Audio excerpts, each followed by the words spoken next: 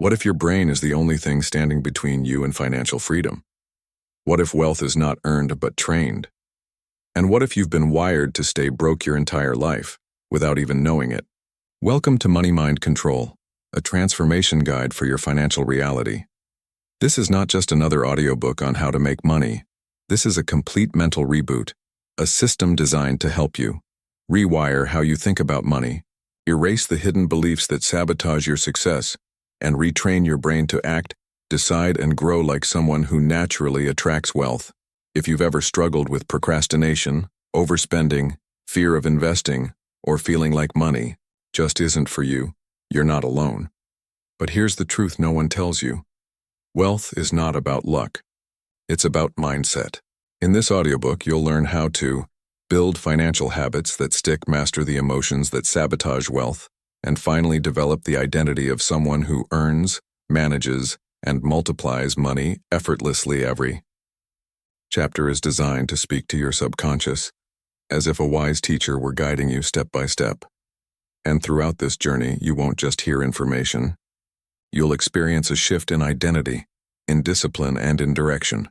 Produced by DJA-Audiobook, your source for deep, powerful audiobooks in personal growth, financial mindset, and unshakable self-discipline. This is where the journey begins. The only question is, are you ready to train your mind to get rich? Chapter 1. The hidden script in your mind. You've worked hard. You've learned the rules. You've tried to do everything right. Maybe even sacrificed comfort, time, and peace for just a little more financial security. And yet, deep down, something still feels off. You're not where you thought you'd be. Sometimes you find yourself wondering, why do I keep sabotaging my own progress? Why does money slip through my fingers no matter how hard I try to save? Why do other people seem to get it, while I feel stuck in a cycle? The answer is not out there. It's not in the stock market. It's not in the next online business idea. It's not in the job title you haven't reached yet. The answer is in your mind. You've been programmed, not maliciously, not intentionally, but programmed nonetheless. And before you can ever hope to build lasting wealth, you must first understand the hidden script that's been quietly shaping your financial destiny from the beginning. Let's go back in time for a moment. Think about your childhood. What were you taught about money? Not in textbooks, but in tone, behavior, and silence. Did you hear phrases like, "Money doesn't grow on trees. We can't afford that. You have to struggle to succeed. Rich people are selfish." Or perhaps you saw your parents arguing about bills, feeling shame around debt, or living in fear of not having enough. Even if no one ever explained it directly, your nervous system absorbed it. And here's the truth most people never realize. Your money mindset was shaped before you even earned your first dollar. You internalized the financial behaviors, attitudes, and stress patterns of the people around you. And those patterns became the mental software that now runs quietly in the background. It's like installing a map in your brain, and then following it step by step, even if the destination no longer serves you. You may want to reach abundance, but your subconscious map is programmed for survival. You may dream of financial independence, but your inner compass still fears the unknown and craves the familiar, even if the familiar is struggle. Let that sink in. Most people are trying to solve external money problems with a mind that is running on outdated internal instructions. And unless those instructions are updated, your results will always return to the same place, like a thermostat resetting to the same old temperature, no matter how hot or cold it gets for a while. Now, this doesn't mean you're broken. It means you're human. The subconscious mind is not evil. It's protective. It holds on to what it believes will keep you safe, not what will make you rich. If struggle feels familiar, your mind will protect it. If wealth feels unfamiliar, your mind will reject it. This is the trap. And this is where most people stay their whole lives, bouncing between effort and exhaustion, between hope and self-sabotage, never understanding that it's not a character flaw. It's code, and code can be rewritten, but only if you first recognize it. Let's look deeper now. Have you ever received money? a bonus, a gift, a business win, and immediately felt guilty or anxious? Did you feel like it was too much? You didn't really deserve it? That's your subconscious script at work. Have you ever avoided charging what you're truly worth? Or hesitated to ask for a raise, even though your performance proved it? Was earned? That's the script again. What about underpricing your product, second-guessing an investment, or backing out of an opportunity at the last moment, even though everything lined up perfectly? All of that comes from one place. The inner script that defines what you believe you're worth. And here's where it gets even more powerful. Your outer reality, your income, your savings, your decisions, is a mirror of your inner beliefs. So if the mirror shows struggle, you must not attack the reflection. You must change the source. That source is the script. And it's time to break it. But don't worry. You don't need to fix everything at once. You don't need to become a financial genius overnight. You just need to start by doing what most people never do. Look inside. Ask yourself honestly, what money story am I repeating, and where did it come from? What emotional patterns show up when I deal with money? Do I believe I am worthy of being wealthy? Or do I fear what will happen if I succeed? These are not casual questions. These are the keys to the vault. Once you start asking them, you begin to see how much of your life has been lived on autopilot. You realize how much you've been trying to fix the results without ever rewiring the cause. And that's exactly what this book will do with you. You're not just going to learn how to earn more. You're going to learn how to think like someone who earns more. You're not just going to hear about mindset. You're going to reprogram the one you already have, line by line, by belief. It begins here, with awareness, with attention, with the bold decision to take control of the script and stop letting it control you. Because the truth is simple. You weren't born with a financial ceiling. It was installed. And starting now, we're going to raise it or remove it completely. This is the beginning of your mental reset. In the next part, we'll uncover the invisible driver that has shaped your financial life from the shadows and how to take the wheel back for good. If your life is a car, then your mind is the driver. But here's the uncomfortable truth. For most people, they're not in control of the wheel. They're in the passenger seat, while their subconscious script does the driving. This script isn't loud, it doesn't shout, it whispers, it guides your hand silently. It gently nudges your decisions, how you spend, save, invest, or avoid money altogether.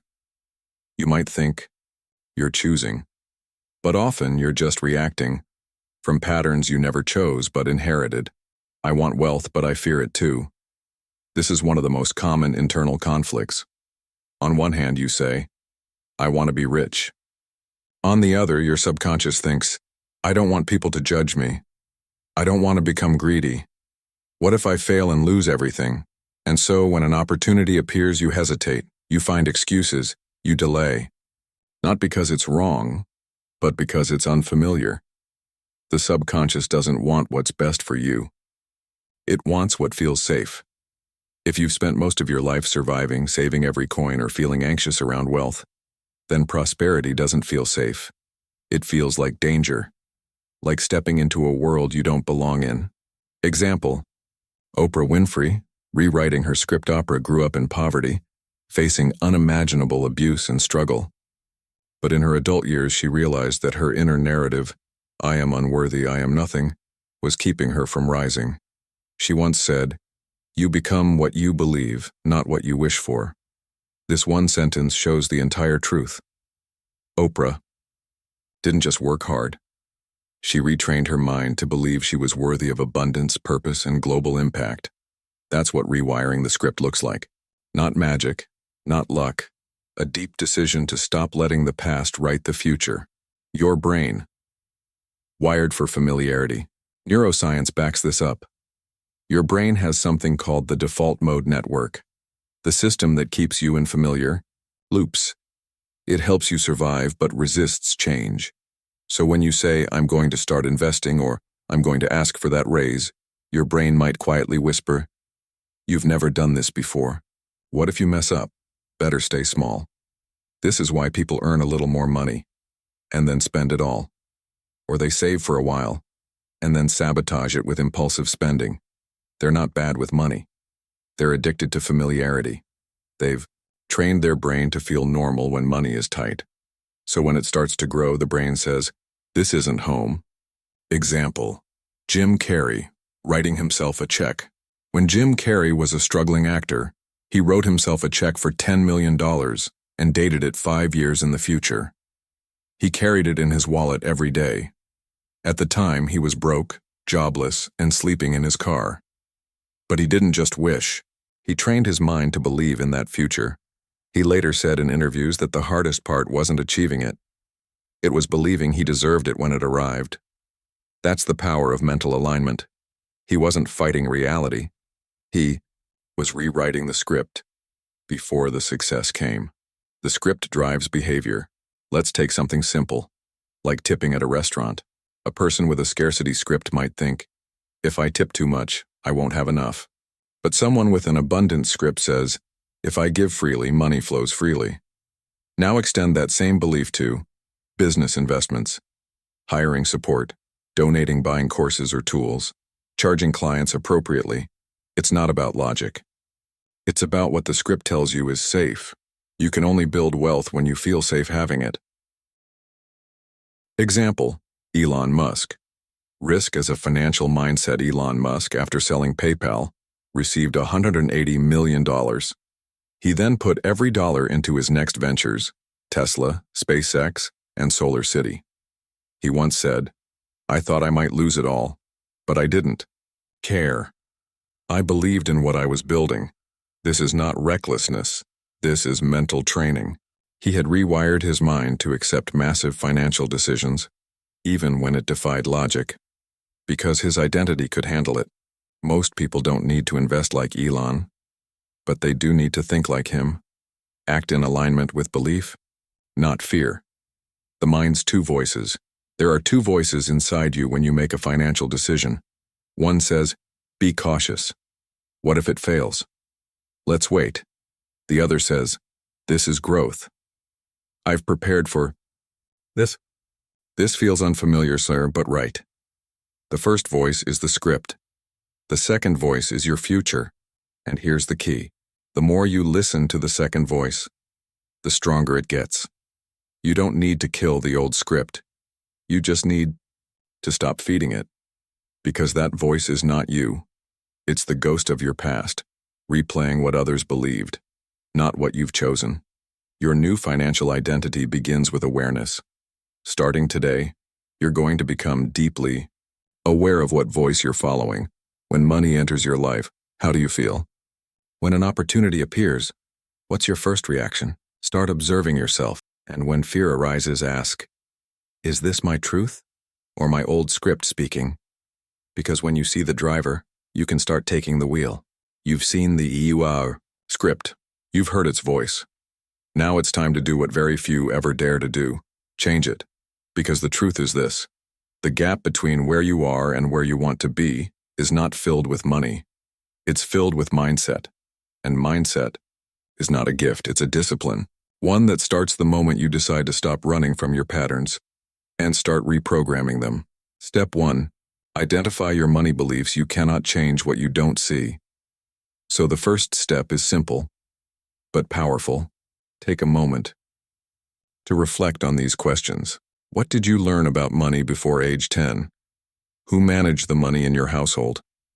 Was money a source of freedom or a source of fear? When someone became successful, how did your family or friends talk about them? Now ask yourself, do I believe I must struggle to deserve money? Do I feel uncomfortable receiving more than I need? Do I worry that if I become wealthy, I'll lose friends or be judged? These beliefs are not facts. They are scripts. They can be edited, but only after they are named. Write them down. Don't be afraid to be honest. Example: Sarah Blakely. From shame to self-made billionaire, Sarah Blakely, founder of Spanx, grew up hearing phrases like, "Money doesn't come easy. People like us don't get rich." She sold fax machines door to door and failed repeatedly, but she didn't stop. Why? Because she challenged the script. She said in interviews that she trained her brain to expect success, not by pretending everything was perfect. but by visualizing success daily even when she felt like a fraud. She turned down offers that didn't align with her self-worth. She refused to sell her company early, even when the money on the table looked enormous. Her belief? I deserve to build something great. That wasn't handed to her. She installed it. So can you. Step 2. Interrupt the pattern after. Awareness comes interruption. Whenever you feel a familiar reaction, fear of spending, guilt for wanting more, panic when opportunity knocks, pause and say to yourself, "This is not me. This is my old script." That one sentence can interrupt years of mental automation, and then ask, what would a wealthy version of me do in this moment? Would they invest in their growth? Would they accept the higher-paying job? Would they walk into that negotiation with clarity? This moment of mental redirection is the seed of transformation, because action doesn't come from motivation. It comes from identity. You must act from who you want to become, not from who you've been. Example: Arnold Schwarzenegger, acting from identity. Arnold grew up in a tiny Austrian village with no plumbing. He was mocked for dreaming of moving to America and becoming famous, but he said he saw it in his mind before it ever became real. He visualized himself walking onto movie sets, shaking hands with presidents, owning businesses. He acted as if it was already true. "The mind is the limit," he once said. As long as you believe you can do something, you can do it. As long as you really believe it. He didn't wait to feel ready. He acted from the identity of the person he wanted to become. You must do the same. Because the script won't change by itself, it must be replaced by action in alignment with your new beliefs. Step 3. Install the new script. So now, let's talk installation. Here are 3 daily practices to begin rewriting your inner code, slowly, steadily, effectively, and with feeling, not just repeating "I am rich" like a robot, but saying, "I am a wise and powerful steward of money. I attract opportunities that align with my values." And feel it. Visualize it. Let it sink into your nervous system like a truth. Do it every morning. 30 seconds is enough. But do it with full presence. Micro decisions of wealth every time. You choose how to use your time, energy, or money. Ask, what would the wealthy version of me do here? Would they waste the afternoon scrolling through fear-based content? Would they spend on things to impress others? Would they hesitate to invest in what moves them forward? Micro decisions form macro identity. Celebrate every win, even the smallest financial improvement. A bill paid off, a new client, a better habit. Celebrate it, because the brain builds belief through reinforcement. Example: Tony Robbins. Conditioning the mind. Daily. Tony Robbins didn't grow up rich. In fact, he grew up in a household where money was always a point of pain and stress. But one of his turning points came when he decided to train his emotional state daily. He says, "Where focus goes, energy flows. And where energy flows, results show." Every day he conditioned his mind to focus on gratitude, wealth, strength, and contribution. And the results followed. Not because he's lucky, but because he committed to mental mastery before financial mastery. Final thought. You are the scriptwriter. Now, for most of your life, the script was written for you. By parents, by culture, by old wounds, but now the pen is in your hand. You can write a new story, not one based on fear, not one based on lack, but one rooted in power, presence, and purpose. And here's the final truth for this chapter. You are not broken. You are programmed. And that means you can be reprogrammed. In the next chapter, we go even deeper into the core identity that attracts wealth long before the money arrives. Because now that you've seen the script, you're ready to become someone new. Let's begin. Chapter 2. Identity of Wealth. Here's a truth most people never hear, and even fewer understand. You don't get rich. You become someone wealth is attracted to. This chapter is not about numbers, bank accounts, or investments. It's about identity, the foundation of every decision you make. Because while the world focuses on tactics, tools, and hacks, those things mean nothing if they are built on top of a weak or confused identity. Imagine trying to build a skyscraper on sand. That's what people do when they chase wealth, without becoming the kind of person who can hold it. Identity drives action. Let's start with a simple question. Who do you believe you are? Not who you want to be. Not who you pretend to be in front of others. Who do you feel like? Deep inside? Because that identity, whether conscious or subconscious, is the filter through which you make every financial decision.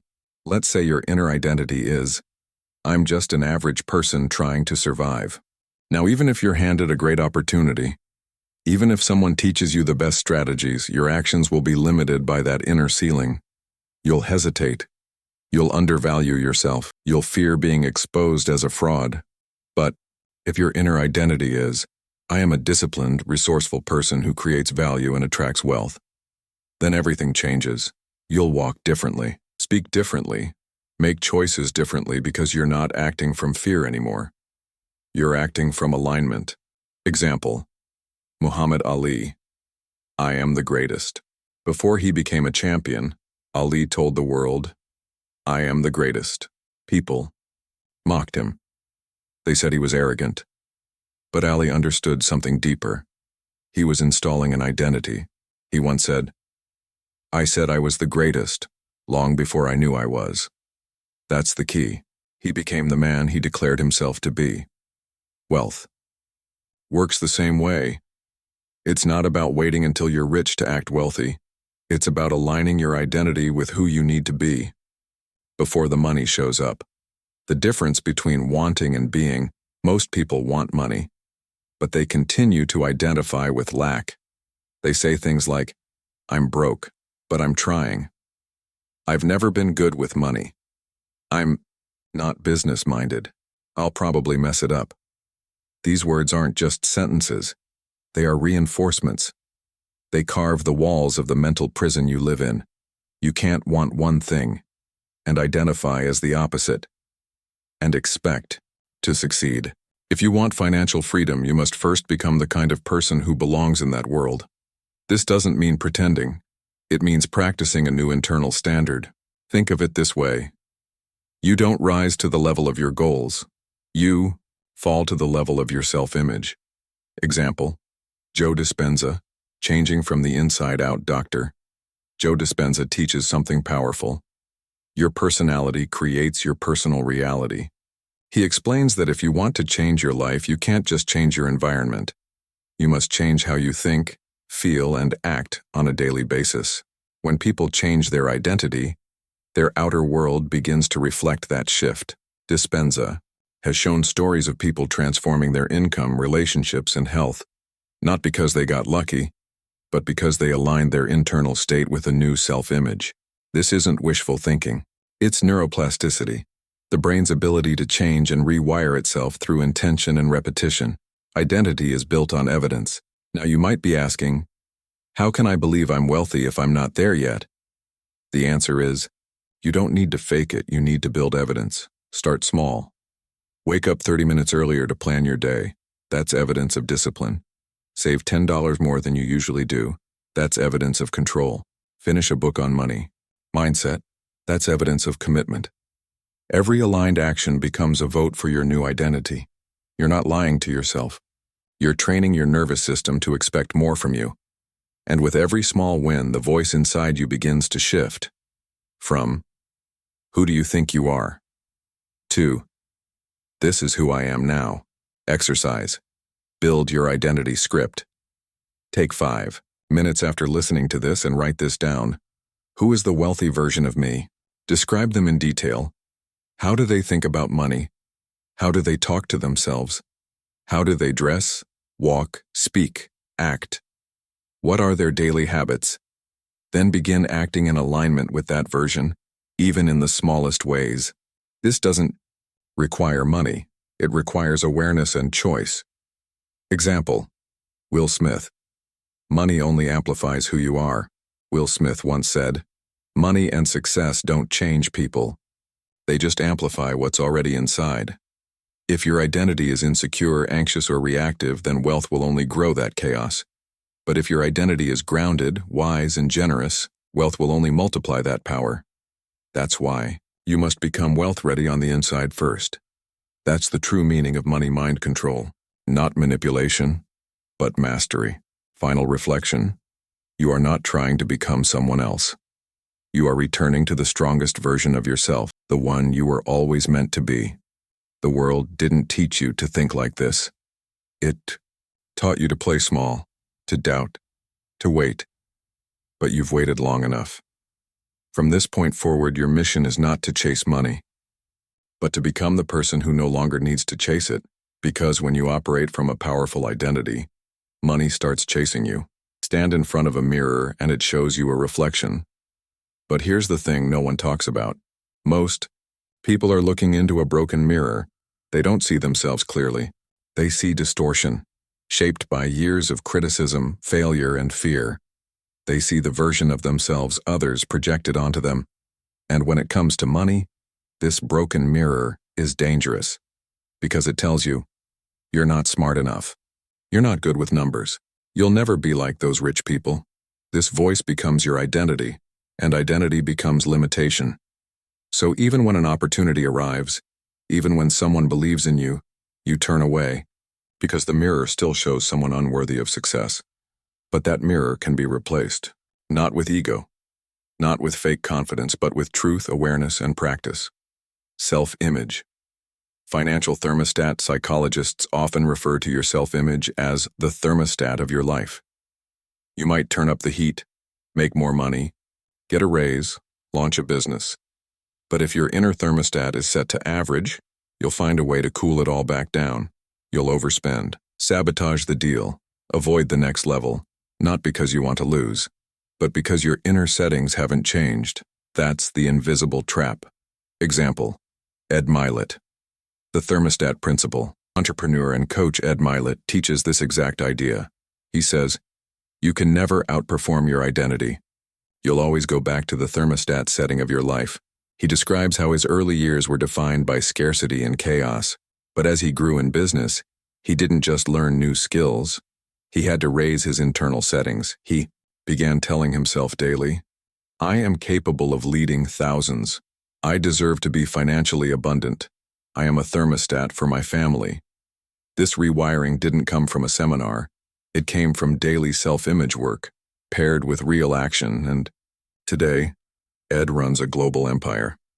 Not because he was lucky, but because he reset the mirror. The danger of external identity. Another problem is that we often borrow our identity from external things. Our job title, our bank balance, the approval of others. When you do this, your confidence becomes fragile. You feel rich when your account is full, and worthless when it's not. You feel smart when people praise you, and like a fraud when they don't. This is a dangerous game, because real wealth identity doesn't come from what you have. It comes from who you are. When your self-worth becomes unconditional, your financial results start to grow on solid ground. Not sand, not ego, but truth. Example, J.K. Rowling. Wealth, without external approval. K. Rowling, now one of the wealthiest authors in history, was once a single mother living on welfare. Before Harry Potter was published, she was rejected by 12 different publishers. She could have given up. But her belief in herself didn't come from external validation. It came from inner identity. She said, rock bottom became the solid foundation on which I rebuilt my life. She didn't wait for success to believe she was worthy of success. She believed first and kept going. That's the difference. That's identity work. Reflection. Who are you without the struggle? This question scares people because for years, your identity might have been built on survival. I'm a fighter. I always bounce back. I hustle hard. And while those beliefs are strong, they're still rooted in struggle. So what happens when things get better? You start to feel lost, unstable. You unconsciously return to what's familiar, hardship. That's why we must build a new identity not tied to suffering. Ask yourself, who am I when I'm at peace?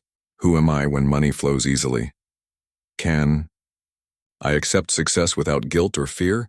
Because if you only know yourself in pain, you'll keep returning to it.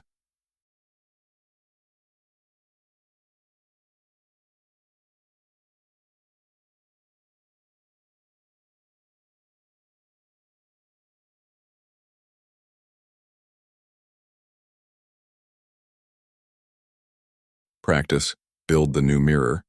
Here's a simple daily practice to begin replacing the broken mirror. Write one identity sentence each morning. Write down one identity sentence that aligns with your wealth vision. Example: I am the type of person who attracts and multiplies money with wisdom. I create value effortlessly and receive abundantly. I lead myself with clarity, discipline, and purpose. Keep it short, but repeat it out loud, with intention. Act in alignment throughout. The day ask, what would this version of me do right now? Would they panic? Would they scroll social media? Would they spend impulsively? Or would they lead with clarity? Would they ask the right questions? Would they choose long-term value over short-term comfort? Small actions reinforce big identity shifts. End the day with proof at night. Review your day. Ask, where did I act like my future self? Where did I fall into my old identity? Then celebrate the progress and not perfection, because every time you act like the wealthy version of you, you become that person a little more. Example: Steve Harvey. Don't let your bank balance define you. Steve Harvey, now a globally successful host and speaker, once lived in his car for 3 years. He said the most important change wasn't the money. It was when he stopped letting his current situation define his self-worth. He told himself, this is not who I am. This is where I am. But I know who I am. That's a powerful distinction. You are not your circumstances. You are your character and belief in motion. Final thought. Identity is a decision, not a destination. The wealthy version of you already exists, not out in the future, but inside your mind, waiting for activation. The question is not, how do I become that person? The question is, what am I willing to stop believing so that I can finally step into who I really am? You don't need more information. You need clarity, consistency, and courage to replace the mirror and live from your new identity every day. Because once the mirror changes, the actions follow. And once the actions change, the wealth becomes inevitable. You've seen the truth. Wealth doesn't begin in your wallet. It begins in your identity, the version of you the world can't see but which shapes every thought, every choice, every outcome. Now the question is this: how do you live from that identity every single day? Because transformation doesn't come from what you do once. It comes from what you do consistently. This is not a motivational speech. It's a blueprint for how to build habits and decisions that match the identity of someone who is already wealthy inside, long before it shows up outside. Let's walk through that blueprint now. Step 1. Decide once. Reaffirm. Daily, most people wake up each morning and redecide who they are. They let their mood, their bank account, or their environment determine their worth. But wealthy identity is different. It starts with a clear internal decision, and then builds proof daily. Each day, you're not trying to become rich. You're reaffirming that you already are someone who thinks, acts, and leads like wealth is part of their reality. This daily reaffirmation might look like repeating one empowering belief aloud, journaling a short reflection. What did I do yesterday that aligned with my identity?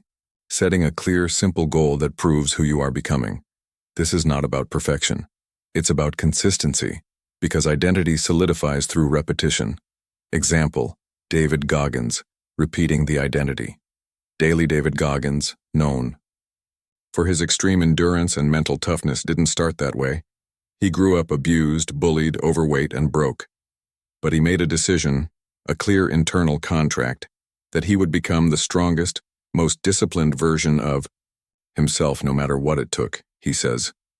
You will never learn from people if you always tap dance around the truth.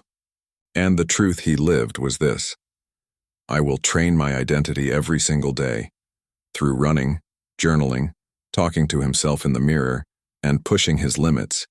He built an identity the world couldn't deny, even when the world tried. To forget him, that's what living from identity looks like. Step 2. Build an environment that reflects you. Let's be honest. You cannot live from a new identity while surrounded by things that reflect the old one. If your physical space, your social circle, or your digital environment constantly reinforces lack, fear, or distraction, your brain will default to old patterns. Wealthy identity thrives in an environment that supports it. So ask, does your room or workspace reflect order and discipline? Do you follow people who expand your mindset or drain it? Are you listening to stories of growth or stories of fear? You don't need luxury to build a wealthy environment. You need intention. Even something as simple as a tidy desk, written affirmation on the wall, or 5 minutes of silence in the morning can anchor your identity. Environment is a mirror. Make sure it reflects your future, not your past. Example, Tom Bilyeu, Identity and Environment. Tom Bilyeu, co-founder of Quest Nutrition and host of Impact Theory, often speaks about identity and environment. He says, you can't outperform your self-image, but you can train it by controlling your inputs. He designed his office to trigger peak performance. He avoids content that weakens mindset. He even adjusts lighting and sound in his home to support focus. This isn't obsession, it's optimization, and it works because he understands my environment is a silent coach. It either trains the new me or pulls me back into the old me. You can do the same right now. Step 3. Stop explaining. Start embodying. When you truly shift into a new identity, there's no need to justify it to anyone. Stop explaining why you're reading more, why you're investing, why you're spending less, why you're dreaming bigger. People stuck in their own broken mirrors won't understand, and they don't need to. You are not living for their approval. You are living in alignment with your future, and the wealthy version of you doesn't need applause. They need consistency. So instead of defending your new habits, let your results speak. Let your peace become visible. Let your growth speak louder than your words. And when people ask, what changed? You can smile and say, I stopped being who I was told to be. I became who I really am. Daily ritual. Anchor into wealth. Identity. Here's a simple 5-minute ritual to lock into your identity every morning. Close your eyes. Visualize the future you. Walking, speaking, thinking. Ask, what decision today would this version of me make? 3. Breathe deeply. Inhale self-trust. Exhale doubt. Speak, I am already the person I choose to become. Open your eyes. Act. Begin.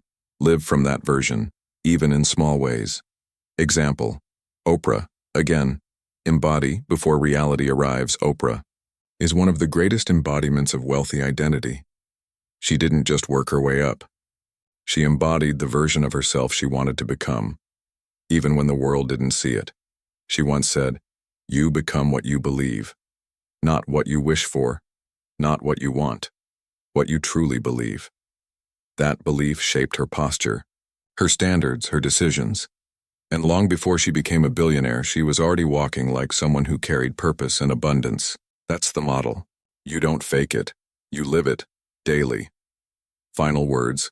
Identity is the shortcut people search for. Shortcuts, new strategies, quick money, viral content. But here's the true shortcut. Identity is the fastest path to change. Because when you shift who you are, the world around you has no choice but to respond. You no longer have to force results. You become the person who attracts them. So don't wait for wealth to feel worthy. Start now, by treating yourself like someone who is already capable, focused, and rising. Because the world reflects back not what you want, but what you believe you are, and now you know. You can choose that belief. Chapter 3. The beliefs that keep you broke. Some chains are loud. You can feel their weight. Others are silent, and you wear them without even knowing. That's how limiting beliefs around money operate. They don't shout. They whisper. Softly. Constantly. Repeatedly. And those whispers create a mental ceiling that quietly keeps you stuck. You're not the type who gets rich. You're too late. People like you can't afford to fail. These aren't just thoughts. They're belief systems, built layer by layer through repetition, emotion, and experience. And until they are exposed, they control everything. In this chapter, we shine a light on the invisible beliefs that keep people broke, even when they work hard, learn more, and try to change, because if you don't change the script, you just change the stage, but the story stays the same. Belief number 1. Money is the root of all evil. Let's start with a classic. You've heard it, maybe even said it. Money is the root of all evil. But that's not even the full quote. The original saying is, the love of money is the root of all evil. And even that's misunderstood. Let's be clear. Money is not evil. It is neutral, a tool, an amplifier, a reflection of who you are. A knife can cut bread or harm someone, but we don't call knives evil. It's the user, not the tool. If you believe deep down that becoming wealthy will make you bad, greedy, corrupt, or soulless, your mind will protect you from it. No matter how hard you try, you'll self-sabotage, you'll avoid growth, you'll feel guilt when success gets too close, because your subconscious believes it's saving you from becoming evil. Example, Keanu Reeves. Wealth with integrity. Keanu Reeves is known worldwide not only as a successful actor, but also as one of the most generous people in Hollywood. He's given away millions to crew members, paid off people's debts, helped anonymously. He once said, "Money is the last thing I think about. I give it because it's just a resource. It's not who I am."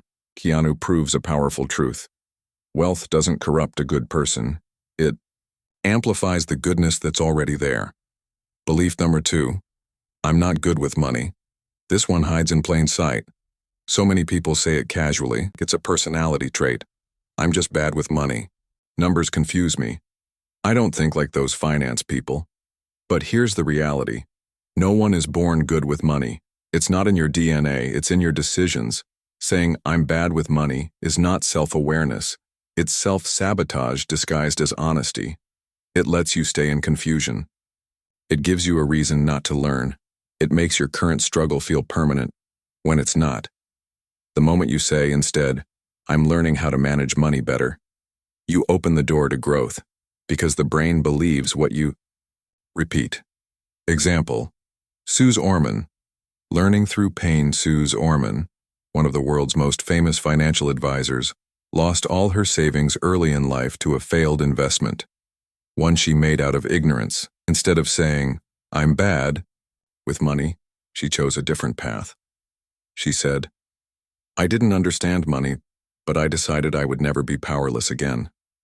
That decision led her to study finance obsessively, teach others, and become a global leader in money education. She wasn't born smart with money. She became it, because she refused to accept the belief that she couldn't. Belief number 3. If I succeed, I'll lose people. This belief doesn't live in logic. It lives in emotion, usually unspoken. You fear that if you grow too much, the people around you will feel jealous, abandon you, no longer understand you, accuse you of changing, so you shrink yourself to stay connected. You downplay your goals. To stay relatable, you hide your ambition to avoid triggering others. This belief is dangerous because it makes you equate love with limitation. But real relationships, strong, loving ones, don't fear your growth. They support it. If someone leaves because you're growing, they were never meant to stay in your future. Example, Lady Gaga, losing to gain. Purpose. Early in her career, Lady Gaga said she lost friends because they couldn't understand her ambition. She once said, don't you ever let a soul in the world tell you that you can't be exactly who you are. She faced judgment, mockery, even betrayal. But she refused to shrink herself. Her belief was clear. My purpose is more important than their comfort. You don't need to become cold or selfish, but you do need to choose alignment over approval. Because the wealth you seek may require you to outgrow the version of yourself others are comfortable with. Belief number 4. More money means more problems. You've heard this phrase in music, in movies, in culture, and it feels true, doesn't it?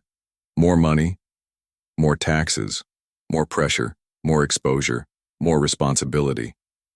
But here's what's also true. More money also means more freedom, more choices, more impact, more peace of mind. Yes, wealth requires maturity. But so does staying broke. It's not that rich people have no problems.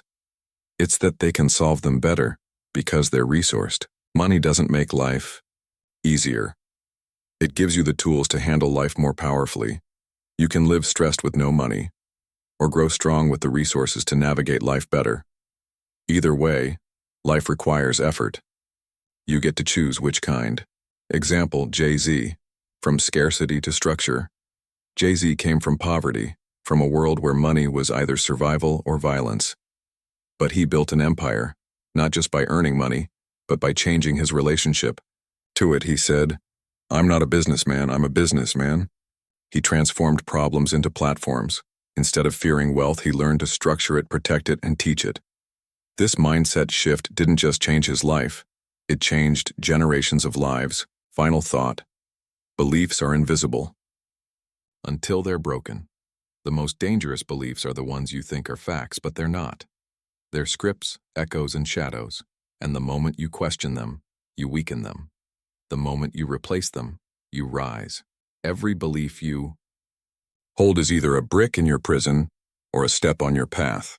It's time to choose which ones to keep and which ones to drop. Because wealth is not just about numbers, it's about beliefs that support wealth. Emotionally, spiritually, and mentally. There's a kind of pain that doesn't show up on your skin or in your words, but you feel it in your chest every time you check your bank balance. It's called money shame, and it's one of the quietest killers of self-worth in the modern world. It hides behind hesitation.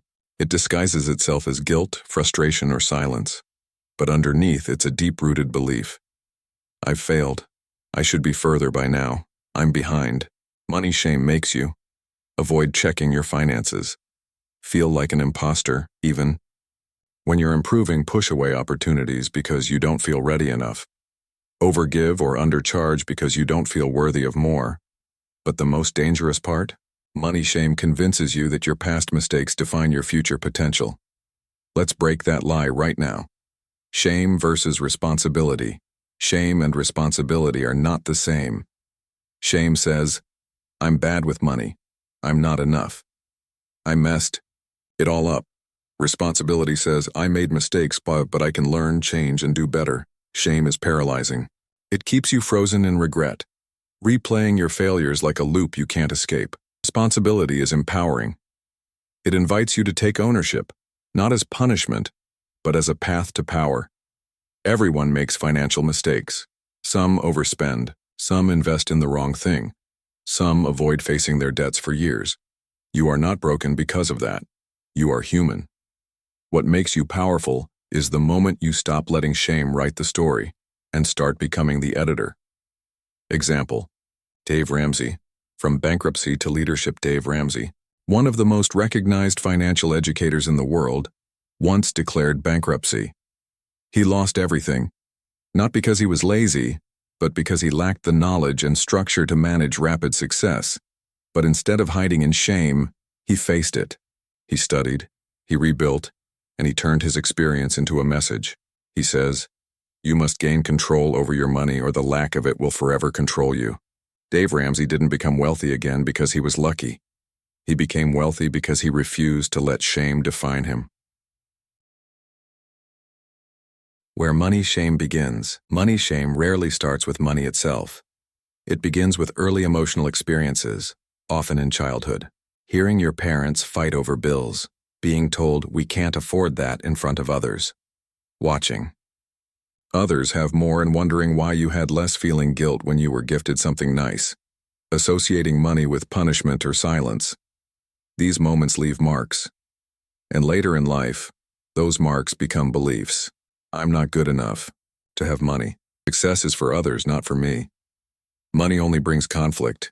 You may not remember the moment it started, but you feel the weight of it when you try to grow, and something inside pulls you back. That's money shame at work. Example, Trevor Noah, growing beyond the script. Trevor Noah, host of The Daily Show, grew up in apartheid-era South Africa, where he and his family lived in extreme poverty. He often talks about how financial fear shaped him. The worst part of being poor is the shame. You feel like it's your fault even when it's not. But he also says that he learned to laugh at it, not to deny it, but to take its power away.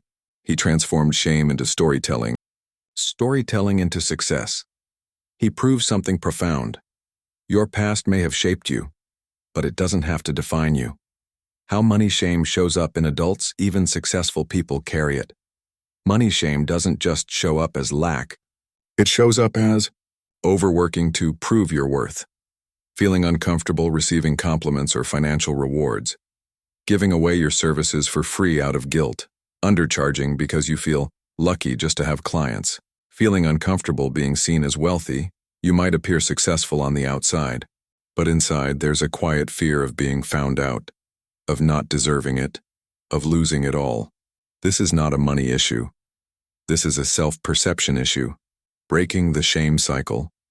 The only way to break shame is with truth, compassion, and structure. Here's how to start. 1. Name it, say it out loud. I feel ashamed of where I am financially. Bring the feeling into the light. Shame thrives in silence. Separate identity from action. You are not your mistakes. You are not your debt. You are not your past. Begin to say, I made choices with the awareness I had. Now, I'm choosing differently. This is the pivot. From guilt to growth. Forgive yourself, audibly. Speak it. I forgive myself for every financial mistake I've made. I did what I could with what I knew.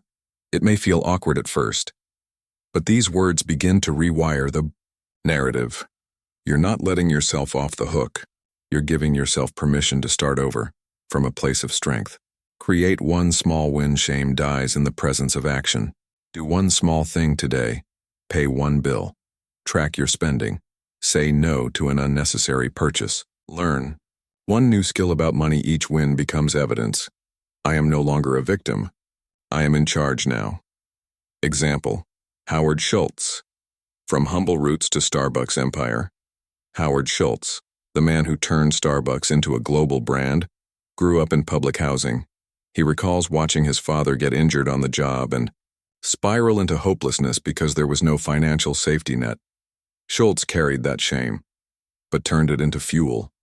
He said, I wanted to build a company my father never had a chance to work for. He didn't hide from the past. He honored it and built something bigger because of it. You can do the same, not in the same way, but with the same courage. Final thought. Shame loses power in the light. You're not late. You're not broken. You're not behind. You're exactly where you're supposed to be, at the point where awareness turns into responsibility. And responsibility is not a burden. It's a gift. Because once you stop hiding from your financial truth, you can start building from it. The story you tell yourself about money will either imprison you or free you. It's time to tell a new story, not one of shame, but one of clarity, strength, and self-respect. At the core of almost every financial struggle, behind the budgeting mistakes, the procrastination, the self-sabotage, there lies a much deeper question. Am I truly worthy of wealth? Not just in theory, not in dreams, but in reality. When you strip everything away, the education, the strategy, the effort, wealth often comes down to this invisible force, self-worth. You may not talk about it. You may not even know it's there. But if there's a quiet part of you that still believes, I don't deserve that much, it's too good for me. People like me don't end up wealthy. Then no matter what you do, you'll find a way to push money away, because you don't receive what you want. You receive what you believe you're worth. Self-worth is the hidden wealth. Blueprint, you can't outperform your identity. And self-worth is the blueprint your brain uses to measure what's allowed into your life. Think of it like an invisible ceiling. Even if life hands you something beautiful, more money, an opportunity, success, your subconscious will ask, is this too much for me? And if it feels beyond what you believe you deserve, your nervous system will resist. You'll delay action. You'll make careless mistakes. You'll let it slip away and call it bad luck. But it's not bad luck. It's a self-worth conflict. Example, Eckhart Tolle. From depression to global teacher before becoming one of the world's most recognized spiritual teachers, Eckhart Tolle spent years in deep depression and poverty. He lived in fear, anxiety, and confusion until he experienced a breakthrough. I realized I couldn't live with myself anymore. Then I realized, maybe there are two of me, the self I am, and the voice in my head telling me I'm not enough. That awareness changed everything. Tolle began detaching from the inner critic, reclaiming his sense of worth, not through ego, but through presence. He didn't build wealth from hustle. He built it by stepping into alignment and allowing his true value to flow outward. That's the secret. You don't need to chase wealth to prove you're worthy. You need to heal the part of you that doesn't believe you are. Signs of low financial self-worth. It doesn't always look obvious. Here are quiet signals that your self-worth might be limiting your wealth. You undercharge for your work, even when you know it's valuable. You hesitate to invest in yourself, even when it feels right. You downplay your achievements or call them luck. You feel uncomfortable receiving large amounts of money. You think, what if they find out I'm not good enough? This isn't about arrogance. It's about permission. The wealthy version of you doesn't ask for permission to rise. They don't beg for crumbs. They stand tall. They give generously. They receive graciously. And they know deep inside, I am not here to survive. I am here to thrive. Why we feel unworthy. Most unworthiness isn't born in adulthood. It's absorbed early, in moments that seemed small but were emotionally loud. A teacher saying, you're not smart like the others. A parent, constantly worrying about money making you feel like a burden. A sibling being praised while you were overlooked. Society painting wealth as something for other people, not people like you. These messages sink in, and eventually they become beliefs. But beliefs are not truth. They are patterns of thinking, and they can be changed. Example, Jim Carrey, expanding his sense of deserving. Jim Carrey famously wrote himself a check for $10 million before he ever got his big break. He kept it in his wallet. He visualized it. He believed it. But later, in interviews, he admitted that when success came, he had to do deep inner work to accept it. I realized that I had created this life, but part of me still didn't believe I deserved it. This is the silent struggle of many who achieve big goals. It's not the money that's hard to earn. It's the worthiness to hold it without guilt, fear, or shame. Rebuilding worthiness, one truth at a time. You don't need to convince yourself you're worthy. You need to return to the truth you forgot. Here's how. Speak what you would. Never say write down the sentence you've secretly believed. I'm not smart enough. I don't deserve to be rich. If I succeed, people will hate me. Get it out of your head. Look at it. Now ask, is this really my belief or something I inherited? Most of the time, it's not yours. It was handed to you by wounded people, by fearful environments, by old moments that no longer deserve control. Write a new identity statement. Example, I create value. I am capable. I am safe with money. Wealth is a reflection of my inner growth. Say it daily. Not to fake belief, but to build it. Words repeated become beliefs. Beliefs shape identity. Identity controls behavior. And your behavior? It builds your wealth. Act as if you already deserve it, not from ego. From alignment. Send the invoice. Ask the question. Invest in the program. Speak your price without apology. Rest without guilt. Let your actions lead your mindset. Because self-worth is often remembered through movement, not meditation. Example, Oprah. Again, worthiness as a foundation. Oprah once said, you are worthy because you were born. Your being here, your presence is proof of that. She didn't grow up wealthy. She didn't wait for permission. She rose not because she proved herself, but because she finally stopped doubting herself. You don't earn worthiness. You accept it. And the moment you do, the world starts to reflect back a new truth. Final thought. You've always been enough. This is not a self-help phrase. It's a recognition. You were born worthy. But the world made you forget. You don't need to hustle for validation.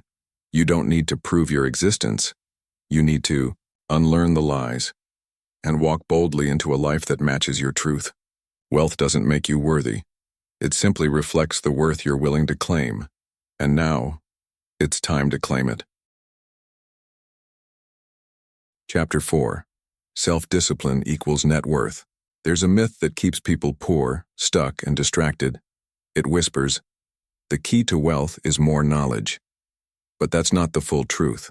If knowledge were enough, every smart person would be rich. Every graduate would be financially free. Every podcast listener would be thriving. But they're not. Why? Because knowledge without discipline is wasted potential. You don't rise to the level of what you know. You rise, or fall, to the level of your daily discipline. In this chapter, we shift from ideas to implementation. Because no matter how powerful your money mindset becomes, it will collapse without self-mastery. And the most powerful form of self-mastery? Discipline. What is financial discipline? Let's define it simply. Financial discipline is the ability to delay gratification. Say no when necessary. Stick to your values in moments of pressure. Make decisions that serve your future, not just your emotions. Discipline is not harsh. It's not punishment. It's self-respect in motion. When you practice discipline, you're telling your future, I care about you. I'm preparing for you. Without discipline, you chase shiny objects, you quit too soon, you give in to fear or comfort, you trade long-term peace for short-term pleasure, and slowly your goals rot. Not because you weren't smart enough, but because you weren't consistent enough. Example: Warren Buffett, master of restraint. Warren Buffett is one of the wealthiest and most disciplined investors in history. But his secret isn't timing the market. It's self-control. He's famous for waiting patiently, years, sometimes decades, before making a move. He once said, the stock market is a device for transferring money from the impatient to the patient. That's discipline. He lives in the same modest house he bought in 1958. He avoids impulse. He focuses on what works. His discipline made him wealthy, and it can do the same for you, in whatever path you choose. Why most people fail? Financially, it's not because they're lazy. It's because they're emotionally reactive. They spend when they're bored, quit when it gets hard, chase trends instead of sticking to proven systems, break budgets because they deserve it. And all of that comes from one thing: undisciplined. Your brain loves comfort and safety. But discipline invites you to choose discomfort today for freedom tomorrow. It's not easy. But it's worth it, because every time you delay gratification, you're building internal wealth, and internal wealth creates external results. Discipline, trust. Let's go deeper. Every time you follow through on a commitment, you build trust with yourself. And that trust is what creates true self-confidence. Think about it. When you say, I'll save $500 this month, and you do it, you become someone who follows through. When you say, no credit card spending this week, and you hold the line, your mind says, we're in control now. Discipline is not just about what you do. It's about who you become. And the more you trust yourself, the less you fear money. Because you know, and no matter what comes, you have the habits to handle it. Example: Jocko Willink. Discipline equals freedom. Jocko Willink, a former Navy SEAL commander turned author and leadership coach, says it best. Discipline equals freedom. It's not a contradiction. It's a principle. He wakes at 4:30 a.m. daily, trains relentlessly, sticks to routines. Not because he's rigid, but because that discipline gives him mental clarity, emotional control, and physical freedom. He teaches this: you must master your habits, or your habits will master you. And when it comes to wealth, that's exactly the game you're playing. The 3 types of financial discipline. Let's make this practical. There are 3 core areas where self-discipline builds real financial power. Spending discipline. The ability to pause before purchasing and ask, is this aligned with my values and goals? Or am I avoiding a feeling? Spending discipline is not about deprivation. It's about intention. Earning discipline. This means showing up daily, even when you don't feel like it. It means building skills, pursuing excellence, and not chasing shortcuts. Earning discipline separates those who rely on luck from those who create their own leverage. Growth discipline. This is about what you do with the time and energy most people waste. It's reading instead of scrolling, investing in yourself instead of numbing out, creating instead of consuming. This is where long-term transformation begins. Practical daily routine, wealth discipline, ritual. Here's a simple practice to begin building ironclad financial discipline. Morning, 5 minutes. Write one financial action you will take today. Save, follow up, track spending. Read one paragraph of a wealth mindset book or listen to 5 minutes of this audiobook again. During the day, pause before every unplanned purchase. Ask, will I still want this in 48 hours? Track expenses in one clean list, even if it's uncomfortable. Evening, 5 minutes. Write, where did I act in alignment today? Where did I slip, and why?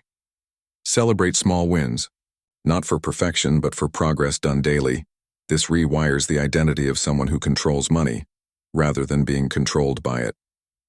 Example, Angela Duckworth. Grit and long-term discipline psychologist Angela Duckworth wrote the best-selling book Grit, which proved that long-term success comes more from discipline and perseverance than IQ or talent. She found that people who stick to goals despite failure and frustration always outperform those who give up easily. Her research showed passion is essential, but discipline, sustained effort over time, is the real magic. If you apply this to your money life, you don't need to be perfect. You need to be relentless in small, intentional progress. Final words. Discipline is love in action. Discipline isn't harsh. It's not punishment. It's a form of self-respect and a way of saying, I care enough about my future to act with clarity today. Every time you practice it, you prove something powerful, that you are not a slave to emotion, that you are not defined by the past, that your mind, your money, and your future belong to you now. And when discipline becomes your daily companion, wealth is no longer a question of if, but when. Before you ever learn to manage your money, you must learn to manage yourself, more specifically, your emotions. Because here's the truth. We don't usually have money problems. We have emotion problems, disguised as money decisions. You don't overspend because you want the item. You overspend because you want to feel something. Relief, status, comfort, escape. You don't procrastinate on your business because it's hard. You procrastinate because you fear judgment, failure, or not being good enough. You don't give up because it's impossible. You give up because you feel overwhelmed, uncertain, or ashamed. And this is why emotional discipline is the foundation of financial success. Without it, the numbers don't matter. Without it, every system collapses. Let's explore how to master the emotions that silently run your financial life and how to create unshakable self-control from the inside out. What is emotional discipline? Emotional discipline is not about suppressing your feelings. It's not about pretending everything's okay or becoming cold. It's about recognizing your emotional triggers, pausing before reacting, choosing long-term outcomes over short-term. Relief, staying calm in the face of financial pressure. When emotional discipline becomes part of you, you become less impulsive, more confident, stronger under pressure, clearer in decision-making. In other words, you become a better investor, a better leader, a better steward of your wealth, because you're no longer driven by your fears, you're led by your values. Example, Ray Dalio, Emotions in the Market. Ray Dalio, founder of Bridgewater Associates and one of the most successful investors in the world, says this: the biggest mistake investors make is believing what they feel must be true. He explains that the key to success in life and business is the ability to observe your emotions and not let them control your choices. When markets crash, most people panic and sell. When markets rise, most people get greedy and overinvest.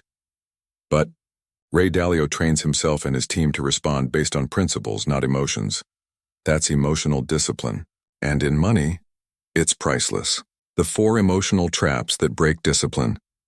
Let's identify the emotional triggers that most commonly sabotage your finances and how to take your power back. Your fear says, don't try, you'll Fail. Don't invest, you'll lose it all. Don't ask for more, you don't deserve it. Fear convinces you that safety equals staying the same. But safety is not staying the same. Safety is growth with awareness. You conquer fear, not by waiting for it to disappear, but by taking small, brave actions anyway. Shame whispers, "You should be further by now." Look at your mistakes. You'll never catch up. But shame is not truth. It's a distorted story written by pain. You overcome shame with forgiveness and responsibility, not blame, not hiding, but facing your finances with compassion and clarity. Impatience says, "It's not working. Let's quit. That person is ahead of me, I'm behind." This mindset leads to reckless decisions, switching plans too often and chasing shortcuts. But wealth is a slow game played fast, not a fast game played carelessly. You master. Impatience by falling in love with process over prize. Ego says, "I know better. I don't need help.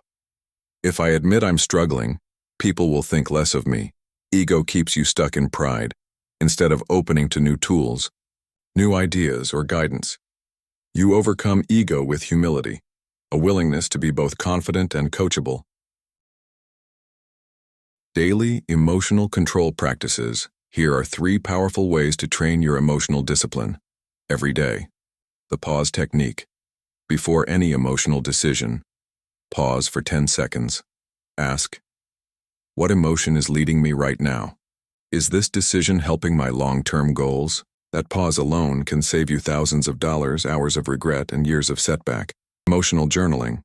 At the end of each day, write, what triggered me today? How did I react? How could I respond better next time? By noticing your patterns, you create distance from them. And that distance is where transformation begins. Morning identity meditation. 5 minutes. Sit still. Close your eyes. Visualize yourself as someone who is calm under pressure. Focused, clear, financially powerful. Feel it. See it. Then carry that energy into your day. This is not magic. It's training your nervous system to lead from presence, not panic. Example. Serena Williams, Mastery of Pressure. Serena Williams didn't become a world champion just because of talent. She became legendary because of emotional control. In moments of extreme pressure, match point, crowd noise, momentum shifts, she stayed present, focused, and precise. She once said, "I've trained myself to respond, not react." That's emotional discipline. And while you may never face a Grand Slam final, your life will test you in similar ways. When the bill is higher than expected, when the investment dips, when you want to quit your business. When you hear no in those moments, your response determines your future. Not your fear, not your emotion, your trained, aware response. The equation of mastery. Let's simplify everything you've learned so far into a single truth. Wealth, emotional control, plus consistent action. Time. Most people focus only on action and time. But if emotional control is missing, they quit too early. They spend without awareness, they react instead of lead. But when you bring all 3 together, you become unshakable. Final words. Lead the mind, and the money will follow. You are not your emotions. You are the observer of those emotions, and the one who gets to choose the response. Discipline is not a battle, it's a practice, a quiet, consistent honoring of your highest self. One decision at a time. When you learn to sit with discomfort, delay gratification, pause before reacting. You don't just build wealth, you build character. And character is the one investment that never loses value. Because when you master your emotions, you master your money. And when you master your money, you unlock a freedom that no market crash can take away. Discipline doesn't show up as a lightning bolt. It doesn't arrive with a motivational speech or a perfect day. Discipline is built the same way a wall is built, one brick at a time, laid with intention, repeated without excuse. In this final section of the chapter, we take all the deep insights you've heard and translate them into daily life. with simple, repeatable systems that help you act with control even when life gets noisy. Because in the end, discipline is not about perfection. It's about consistency. And consistency is how self-worth becomes wealth. The myth of willpower. Let's start by destroying a myth. Most people think discipline means having more willpower. But willpower is unreliable. It fades, gets tired, and is easily influenced by stress, hunger, or emotion.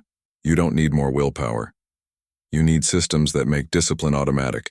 Just like brushing your teeth isn't a debate, tracking your finances, making good spending choices, and taking care of your goals should become non-negotiable habits, not constant decisions. The fewer decisions you have to make each day, the more energy you can use to focus on what truly matters. Let's look at how to create those systems. Step 1. Lock in the big 3 financial habits. These are the non-negotiables, the habits that, once set, carry the highest return. Track every dollar. Use a simple app or notebook. Every income and expense, no matter how small, gets recorded. Why? Because awareness equals power. When you see where your money goes, you stop lying to yourself. You stop saying, "I don't know where it all went." You start leading it, like a disciplined CEO. Automatic wealth building set up automatic transfers. A percentage to savings, a percentage to investments, a percentage to giving, if aligned with your values. Why automate? Because humans forget. We rationalize, we postpone. Automating removes the friction and builds discipline passively. Weekly wealth review, once per week. Review your budget, reflect on what worked and what didn't. Adjust accordingly. This can take 10 minutes, but it builds massive self-trust. It says to your brain, "We're paying attention now, this matters." And what you give attention to grows. Example, James Clear, The Power of Systems. James Clear, author of Atomic Habits, teaches something life-changing. You do not rise to the level of your goals. You fall to the level of your systems. He explains that motivation fades, but systems don't. If you build a habit system into your environment, it becomes easier to do the right thing than the wrong thing. James didn't become successful by force. He became successful by designing a life where success was the natural result of daily behaviors. You can do the same with your finances, discipline, and life. Step 2. Create discipline. Triggers. Discipline is easier when it's connected to something you already do. These are called triggers, small cues that remind your brain to take action. Examples. After brushing your teeth, open your finance app and log any expenses.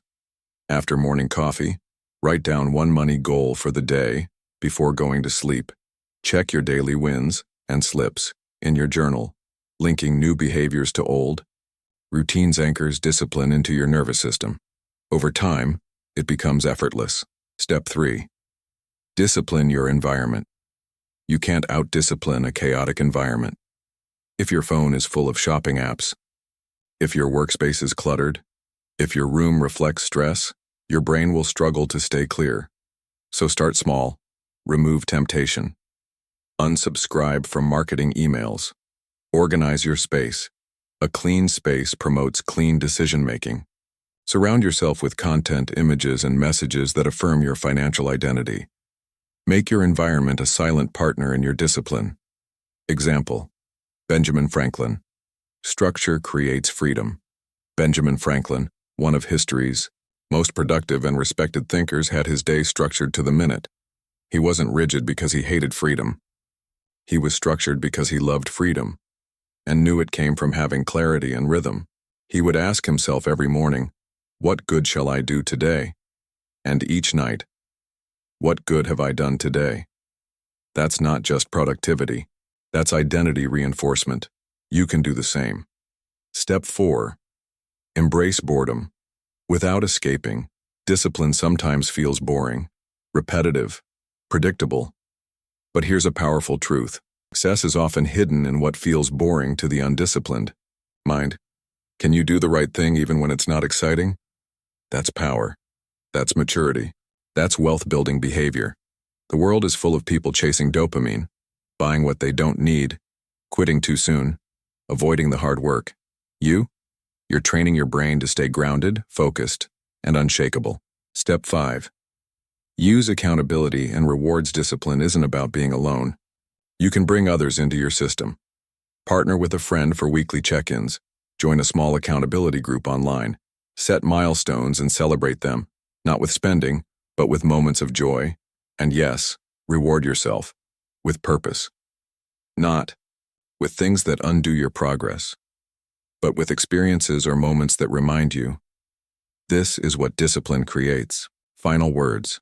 Become the person who no longer needs to decide. When you build discipline into your days, something powerful happens. You no longer debate your good habits. You become them. You don't decide to track expenses. You just do it. You don't force yourself to save. It's automatic. You don't panic during setbacks. You adapt and move forward. That's what self-discipline does. It frees you from emotional chaos. It builds trust in your decisions. And over time, it shapes a life where wealth is not a fantasy. It's the byproduct of your daily integrity. You don't get wealthy by accident. You get wealthy by design. And discipline is the blueprint. Chapter 5. Think like the rich, not like the broke. If you've ever looked at someone wealthy and thought, what are they doing differently? You're asking the wrong question. It's not just what they do. It's how they think. Behind every wealthy person is an invisible system, a way of thinking, deciding, and responding to life that's entirely different from the average. They aren't just playing a bigger game. They're playing a different game, by different rules. This chapter is about upgrading your mental operating system, not to imitate the rich, but to install the mindset patterns that naturally produce wealth over time. Because if you continue to think like someone who's struggling, you will continue to struggle, no matter how hard you work. Operating system versus shortcut. Let's get something straight. Wealthy thinking is not a hack. It's a system, a foundation that runs in the background, quietly shaping decisions every day. Just like a phone runs on an operating system, Android or iOS, your life runs on a set of mental scripts. Most broke or struggling people run on an outdated system. Play it safe. Don't risk too much. Work harder, not smarter. Be realistic. Meanwhile, the wealthy run on a system like this. How can I multiply this? What's the long-term return? How can I delegate and scale? Who can help me do this faster? The difference isn't luck. It's code, and code can be rewritten. Example: Robert Kiyosaki, The 4 Quadrants.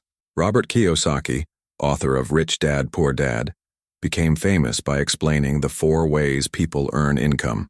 Employee, self-employed, business owner, investor. Most people stay in the first 2 quadrants, employee or self-employed, where they trade time for money. Wealthy thinkers shift to the last 2. They build systems and investments that work without their constant effort. He says, don't work for money. Learn how to make money work for you. This is not motivational. It's a mental framework.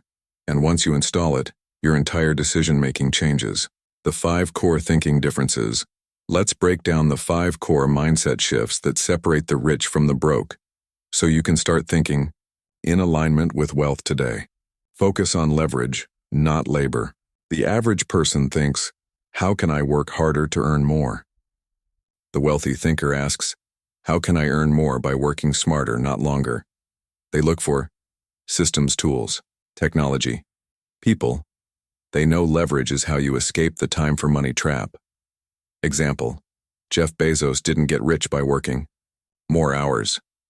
He got rich by building Amazon, a system that scaled without him.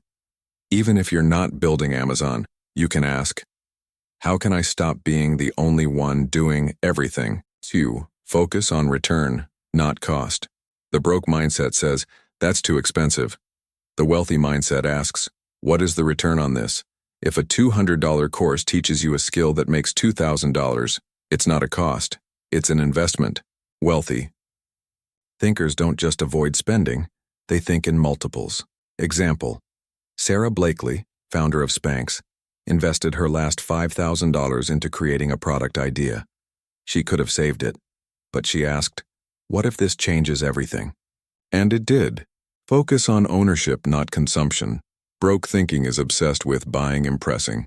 Looking rich wealthy thinking is obsessed with building, owning, multiplying. Buy the stock, not the sneakers. Create content, don't just consume it. Own assets, not liabilities. Example. Jay-Z said it best. I can't help the poor if I'm one of them. So I got rich and gave back. To me, he shifted from consumer to creator. And that changed generations. Long-term thinking over. Instant gratification. Struggling minds want the result now. Wealthy minds think in decades compounding legacy. They understand. Slow growth becomes fast success when you don't stop. They're not addicted to dopamine. They're committed to discipline. Example. Elon Musk reinvested nearly all the money he made from PayPal into Tesla and SpaceX. He didn't take the cash and disappear. He delayed gratification, and it paid off beyond imagination. Abundance. Thinking over scarcity. The broke mindset believes, there's not enough. If they win, I lose. The wealthy mindset believes, there's more than enough. If I create value. Abundance thinkers collaborate more, learn faster, give without fear, build without begging. Example. Oprah Winfrey built her empire by giving more than anyone expected. Value, energy, emotion. Her belief? You get in life what you have the courage to ask for. Which operating system are you running? Let's pause and reflect. Right now, which questions guide your decisions? Do you think in cost or return, time or leverage, fear or value, fast wins or lifelong growth? Because every financial result you have today was shaped by yesterday's mindset. But that means something beautiful. If you install new thoughts, you get new results. You don't need to be born into wealth. You need to start thinking like someone who belongs there. And that shift begins today. You can tell how wealthy someone is becoming by one simple thing. The quality of the questions they ask themselves every day. Broke thinking asks, how much does it cost? Why does this always happen to me? What if I fail? Wealthy thinking asks, how much could this return? What can I learn from this? Who can help me do this better? It sounds subtle, but it's everything. Because your brain is like a search engine. It always answers the question you give it. If you ask weak questions, you get weak answers. If you ask empowering questions, you get powerful solutions. In this part of the chapter, we'll explore the 10 most powerful mindset-shifting questions that wealthy people ask themselves, and how you can use them to rewire your thinking, your behavior, and eventually your results. Why questions shape identity. Your thoughts are driven by questions, even when you don't realize it. What should I wear? What will people think? Do I really deserve this? These questions create internal stories, and stories become beliefs, and beliefs drive behavior. Behavior determines income, net worth, opportunity, and lifestyle. So if you want a better life, start by asking better questions. Let's begin. Question 1. What's the long-term return of this decision? Most people think about the price of a decision. Wealthy people think about the value over time. A $50 dinner brings temporary satisfaction. A $50 investment in your skills brings lifelong dividends. This doesn't mean you never enjoy things. It means you ask, does this build my future or just comfort me in the moment? This question creates long-term wealth thinking. Question 2. What would the wealthy version of me do here? Whenever you're unsure about a purchase, a project, a risk, stop and ask, if I already had the results I want, how would I handle this? This pulls you out of fear-based thinking and into identity-based decisions. You stop acting like someone chasing wealth and start acting like someone who is already aligned with it. Question 3. Is this a distraction or a multiplier? Q. Live in an age of noise. Every day there's a new trend, a new opportunity, a new must-do strategy. But the wealthy filter everything through this lens. Does this multiply my time, energy, or income, or does it just look busy? Cutting distractions is one of the richest things you can do, because every distraction steals time from your deepest goals. Question 4. Who can I learn from? Broke thinking says, I have to figure this out myself. Wealthy thinking says, someone else has already figured this out. Let me learn from them. They invest in coaches, books, mentors, masterminds. They collapse time by paying for speed, insight, and feedback. This question shifts you from lone wolf to leader. Question 5. What emotional pattern is running this decision? This one takes courage. When you're about to make a financial decision, pause and ask, is this coming from fear, guilt, insecurity, scarcity? Naming the emotion gives you power over it. You might discover you're spending to impress, you're saving out of fear, you're avoiding action because of perfectionism. This question brings honesty, and with honesty comes mastery. Question 6. If I had 10 times the money, would I still say no? Sometimes we hide behind "I can't afford it." But the real block isn't money. It's self-worth or fear. Ask, if money weren't an issue, would I invest in this course, tool, or help? If the answer is yes, the real work is shifting your mindset from limitation to possibility. This doesn't mean you spend recklessly. It means you recognize when fear is pretending to be logic. Question 7. Am I building or consuming right now? Each moment you're doing one or the other, building a future, or consuming someone else's. Ask, is this hour being used to create, grow, or contribute? This question brings you back to alignment. And over time, creators become leaders. Consumers stay spectators. Question 8. What problem can I solve that others will pay for? This is a wealth builder's question. Instead of asking, how do I make money? Ask, what pain point can I help remove from someone's life? Wealthy people don't chase income. They attract it by solving meaningful problems. This question shifts your focus from lack to value. Question 9. What is this teaching me right now? When things go wrong, and they will, the broke mindset asks, why is this happening to me? The wealthy mindset asks, what can I learn from this? Every setback becomes a classroom. And in that classroom, growth compounds. This is how people rise from bankruptcy to brilliance, from rejection to reputation. They ask, what's the lesson here? And how can I grow stronger because of it? Question 10. What would make this inevitable? Most people wonder, how can I stay motivated? But wealthy thinkers engineer systems of inevitability. They ask, what structure, accountability, or habit would make this goal automatic? This is why they hire coaches, automate savings, set deadlines, create routines. They don't rely on willpower. They design their success. Example, Tony Robbins. Better questions, better life. Tony Robbins once said, the quality of your life is determined by the quality of questions you ask. He built a life not by chasing money, but by mastering mindset. When you change your internal questions, you no longer wait for wealth. You start thinking, behaving, and building like it's already yours. Final words, rewire your thinking, rewire your future. If you want new results, stop recycling old questions. You don't need better luck. You need better mental software. Ask questions that pull you forward, that force clarity, that challenge your old patterns, because every powerful transformation begins with a simple internal shift. Like this. What would the wealthiest version of me ask today? Ask that, and you'll start to become that. Scarcity doesn't live in your bank account, it lives in your mind. It whispers every day, not just through what you do, but what you avoid. Don't risk it. You'll lose what little you have. Someone like you doesn't win in the end. This is the scarcity loop, a cycle of thoughts, emotions, and behaviors that traps you in survival mode. Even if you earn more, even if you try harder, the pattern repeats. And here's the truth that breaks it.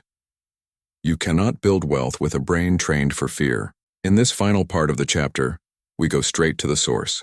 We break down exactly how scarcity thinking forms, why it sticks, and how to replace it with abundance-based thought patterns, the kind that open doors, not close them. Because to truly think like the wealthy, you must learn to escape the gravity of scarcity. What is the scarcity loop? It begins early. You see money cause stress. You hear people say, we can't afford that. Money doesn't grow on trees. Rich people are greedy, and your young brain learns, there's never enough. I have to cling to what I have. If I lose it, I won't survive. These beliefs don't just sit in your head. They form a loop. Fear of loss, avoidance of opportunity, short-term decisions, low returns, or more struggle. Reinforced belief. See? It's not safe to grow. And so you shrink. Even when you want more, you're scared to move. This is why many people stay broke no matter how much they earn. They're still looping through the same fear. Signs. You're in a scarcity loop. It's not always dramatic. Scarcity often hides behind logic. But here are some common signs. You hesitate to invest in yourself, even when it feels aligned. You constantly compare yourself to others. You underprice your work or feel guilty asking for money. You worry that success will lead to loss, betrayal, or judgment. You believe there's only so much success to go around. Scarcity is subtle. It sounds like humility. It looks like frugality, but underneath it's fear disguised as wisdom. Example. Howard Schultz. From scarcity to vision. Howard Schultz grew up in Brooklyn, in public housing. He saw what scarcity did to his family. The stress, the insecurity, the limits. But instead of staying in that loop, he rewired his mind. He once said, "When you're surrounded by scarcity, you either accept it or you build something no one's ever seen." He built Starbucks not just as a company but as a vision of abundance, a place of comfort, community, and growth. This is the lesson. Scarcity can become your excuse or your fuel, but you must choose. How to break the scarcity loopers, a 4-step process to rewire scarcity thinking and install abundance at the core of your decision-making. Step 1. Rewrite your story of enough. Scarcity says, there's not enough. If they win, I lose. If I spend, I'm less secure. Abundance says, there's always more where that came from if I stay aligned. Their success is proof that mine is possible. Money flows to clarity and purpose. Ask yourself, what did I grow up believing about enough? Is that story still true today? Then rewrite it. Example. I believed I had to work twice as hard for half as much. Now I believe that I create value easily and receive fully. Repeat it until your nervous system catches up. Step 2. Make peace with loss. Scarcity hates risk. It teaches you to grip tightly. But nothing grows when held in a fist. Abundant thinkers know some money will be lost, some ideas will fail, some opportunities won't work, but they act anyway, because they know. The faster I move through fear, the faster I grow. Wealth doesn't come from avoiding loss. It comes from managing loss wisely while staying focused on long-term growth. Practice this today. It's okay to invest and not see returns right away. I'm building something bigger than this moment. Step 3. Practice daily. Generosity. Scarcity shrinks when you give. Not recklessly, not to impress, but intentionally. From belief that there's always more to create. Give. Time, energy. Encouragement. Knowledge, money. If aligned, this trains your brain to stop hoarding and start flowing. Example. John D. Rockefeller gave away over $500 million during his life. He said, I believe the power to make money is a gift to be used for the good of others. That's wealth thinking, not how much can I keep, but how much can I contribute without fear. Step 4. Build enough. Into your habits. Scarcity always feels like you're behind, but when you create small rituals of sufficiency, you calm your system. Try this. Before a financial decision, ask, do I already have enough? At the end of each day, write down 3 things you already have that prove you're growing. Say out loud, I have more than enough to take my next step. These tiny practices soften the inner grip, and as you soften, you open, and as you open, you grow. Example. T. Harv Eker. Your inner world creates your outer world. T. Harv Eker, author of Secrets of the Millionaire Mind, says, if your subconscious money blueprint is set for scarcity, nothing you do will matter. He teaches that you must recondition yourself to expect wealth, not just want it. His formula. Thoughts lead to feelings. Feelings lead to actions. Lead to results. So when you upgrade your thoughts, you eventually transform your final words. You are not meant to stay small. You were not born to be a prisoner of fear. You were not born to repeat cycles of lack, silence, or survival. Those patterns were inherited, not chosen, and now they can be released. Wealth is not the absence of fear. It's the presence of courage, to believe in possibility even when scarcity whispers otherwise. From this moment forward, you are not chasing money. You are retraining your mind to think like someone who creates, holds, and multiplies value. And with that mindset, money is no longer your master. It becomes your tool, and tools don't define you, they serve you. Chapter 6. Wealth on Autopilot. What if I told you that wealth isn't built in big moments, not in lottery wins, not in dramatic business launches, not in one lucky investment? No, wealth is built in silence, in repetition, in small, almost invisible actions done over and over until they shape your life like water-shaped stone. Wealth isn't an event, it's a rhythm. And when you learn how to automate that rhythm, you no longer chase success, you become it. This chapter is about creating a life where smart financial decisions happen naturally, without you needing motivation, reminders, or willpower. Because true freedom isn't just about having money, it's about not having to think about money every hour of the day. Let's explore how to make wealth building a default behavior, not a constant struggle. The power of financial autopilot. Your brain loves to automate. In fact, studies show over 40% of your daily actions are unconscious. Habits, patterns, loops. You're not choosing them, they're just running. So here's the question: are those automatic behaviors building your wealth or draining it? When most people hear the word automation, they think of tech tools, but real financial autopilot starts inside. Your routines, your emotional patterns, your thought defaults, your environmental cues. We're going to automate both. Your inner habits, your external systems. When both work together, wealth becomes your new normal. Example: David Bach, The Latte Factor. David Bach, author of The Automatic Millionaire, popularized the idea of the latte factor, the concept that small daily expenses, like a coffee, could be invested instead, leading to massive returns over time. But his deeper message was this: you don't need to be rich to get rich. You just need to be consistent. He showed that by automating savings, investments, and debt payments, even on modest income, you could create real financial transformation without effort. That's the goal. No more budgeting stress, no more mental friction, just results. Step 1. Automate your decision-making. Your most dangerous financial moments don't happen in spreadsheets. They happen when you're hungry, tired, emotional, pressured. That's when you click buy now. That's when you skip saving. That's when you justify one more loan, one more delay, one more excuse. To escape this, create automatic rules that protect your money. Examples: every paycheck, 15% is transferred before I see it. Any purchase over $100 must wait 48 hours. I never check my investments during market crashes. I unsubscribe from promotional emails.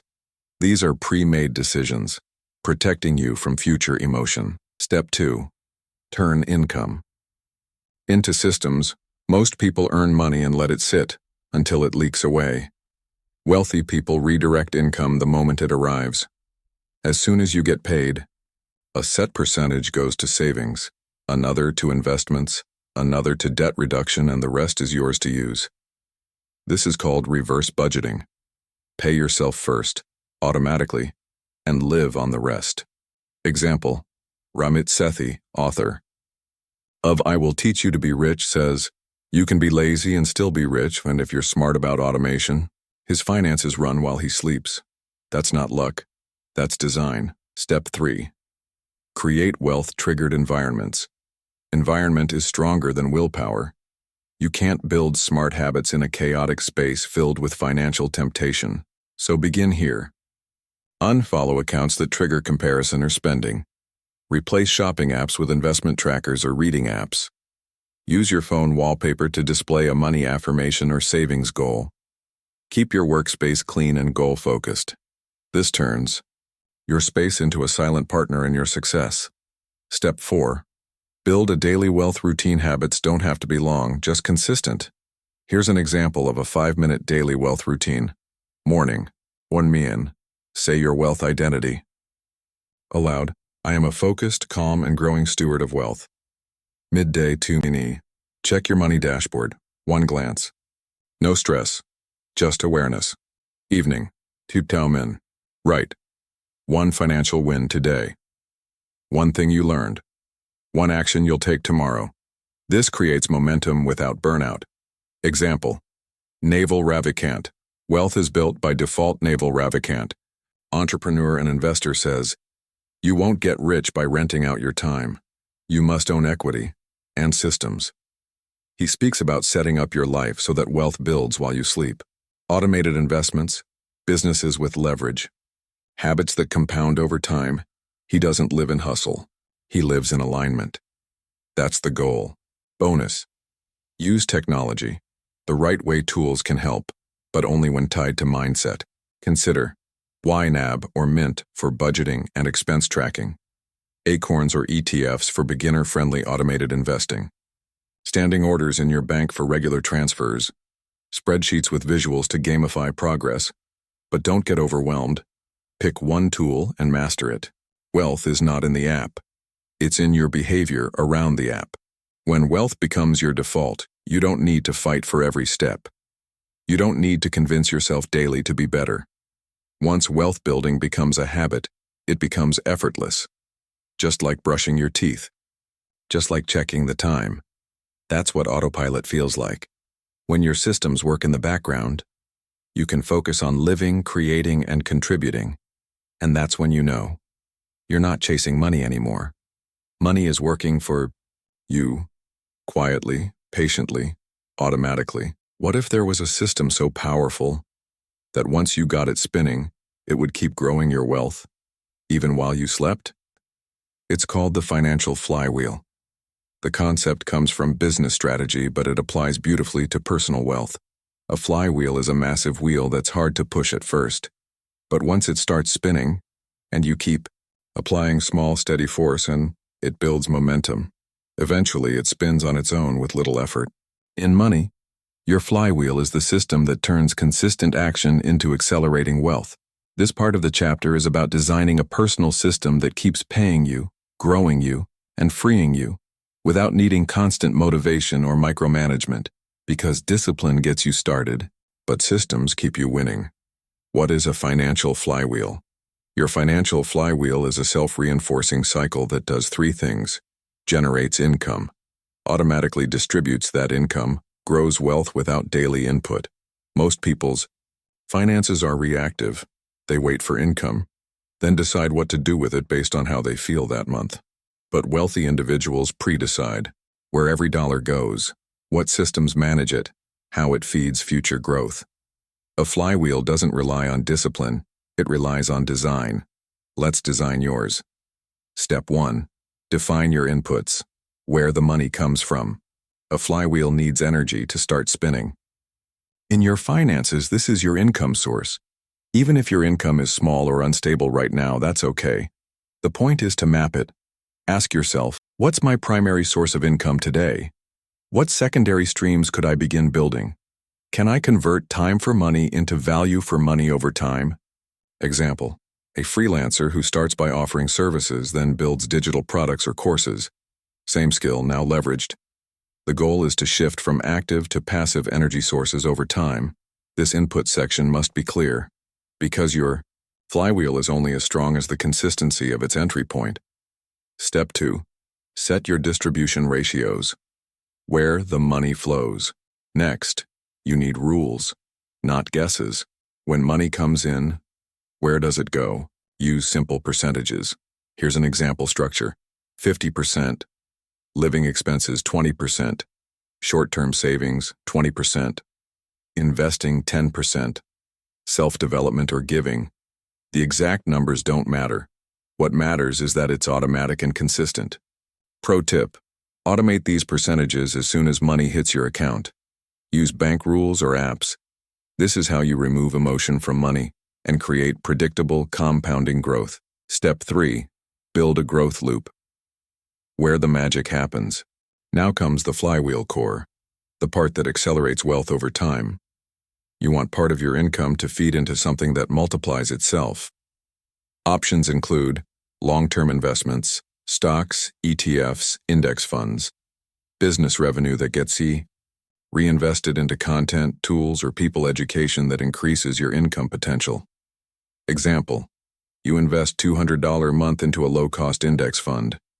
After 5 years, that's $12,000 saved, but it may have grown to $16,000, $20,000 depending on market performance. That's your compounding engine. It doesn't feel dramatic at first, but once the flywheel picks up speed, it becomes unstoppable. Step 4. Install triggers that keep the wheel turning. Now your job is to make sure nothing interrupts the cycle. This is where most people fail. They let emotions, bad habits, or forgetfulness stall the momentum. So we install triggers. Here are a few. A weekly money check-in every Sunday evening, monthly review of income and investment progress, a visual tracker on your wall or phone background, a journal prompt. Did I feed my flywheel today? You're not trying to control every detail, you're just keeping the wheel turning. Once it's moving, momentum does most of the work. Step 5. Celebrate progress, not just results. One mistake people make is expecting immediate results. The truth? Flywheels feel slow at first, boring, repetitive. That's the test. Wealthy thinkers know, if it feels predictable and simple, it's probably working. So celebrate. Hitting your savings percentage for 3 months straight. Watching your investments grow by even a small amount.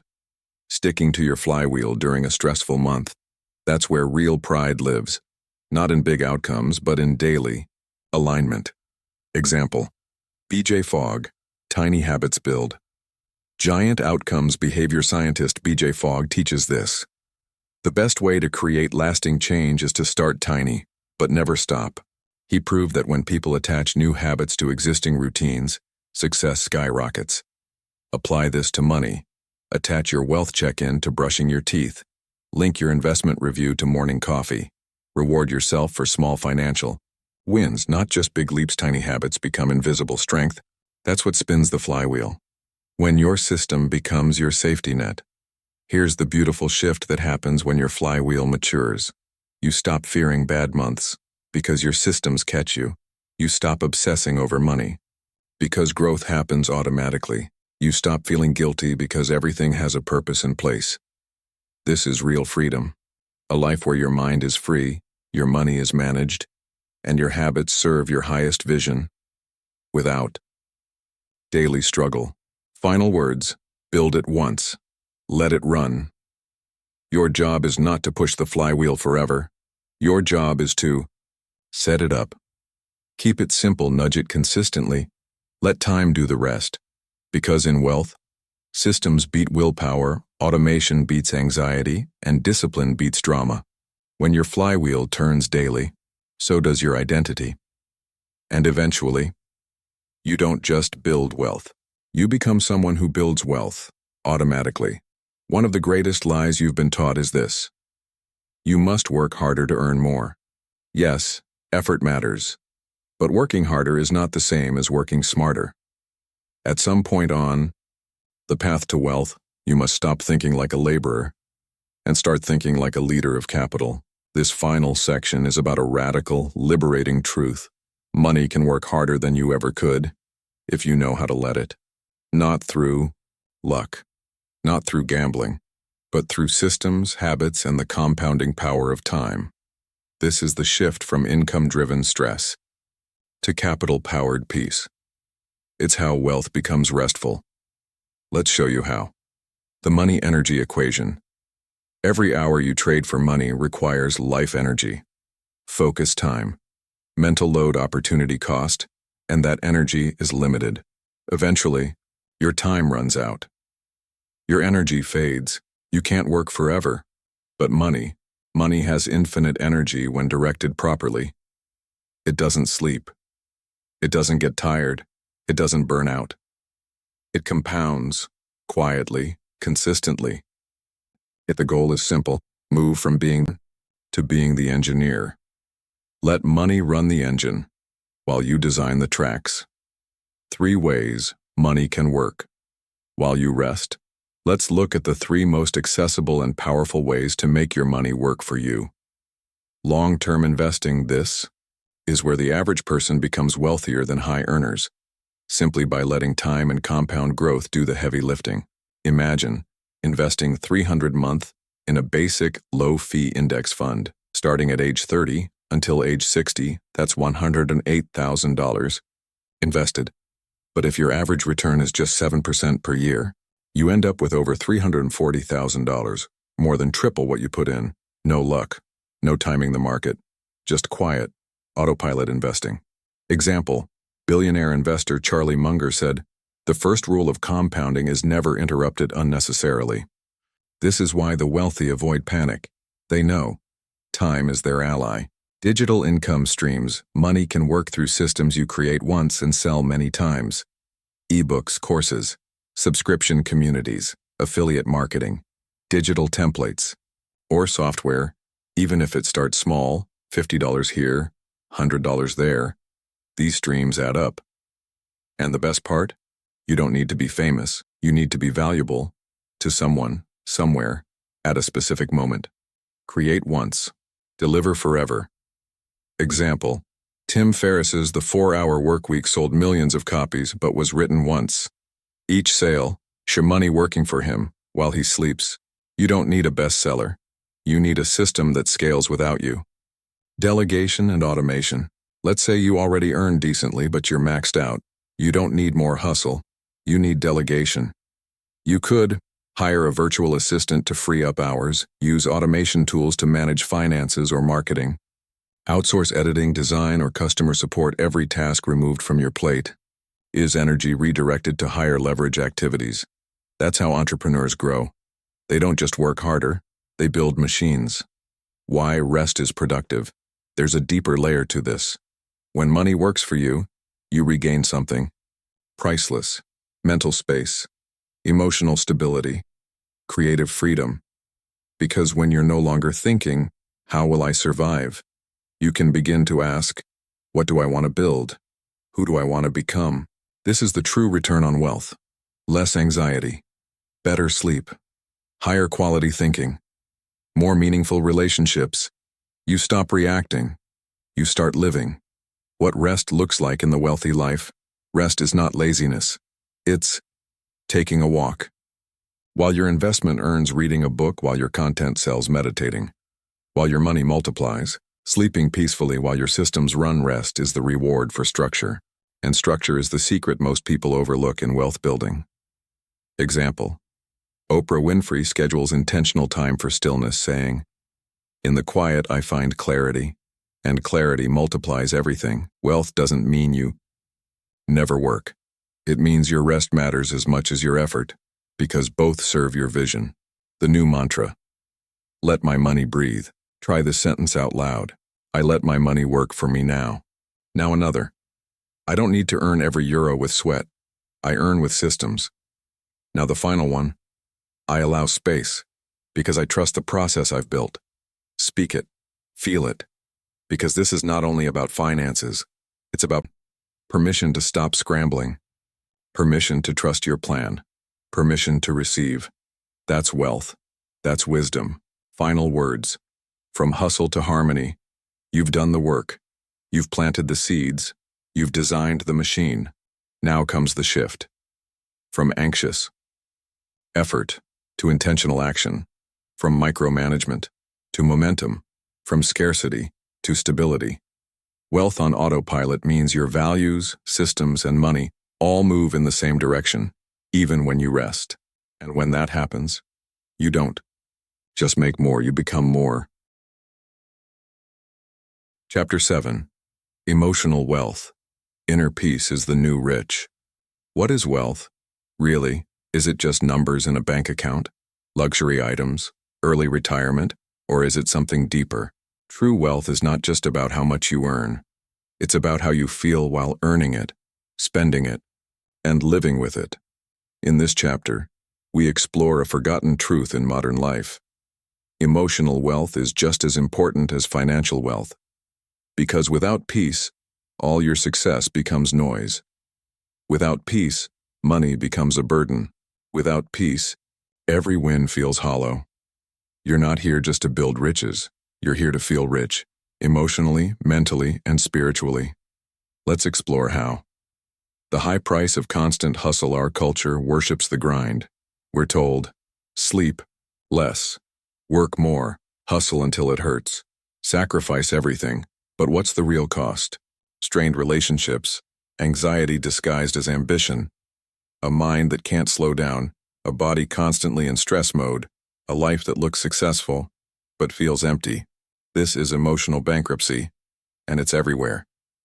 People chasing wealth, but losing themselves in the process. Example, Anthony Bourdain, a cautionary tale. Anthony Bourdain had what millions dream of: fame, travel, influence, money. But inside, he struggled.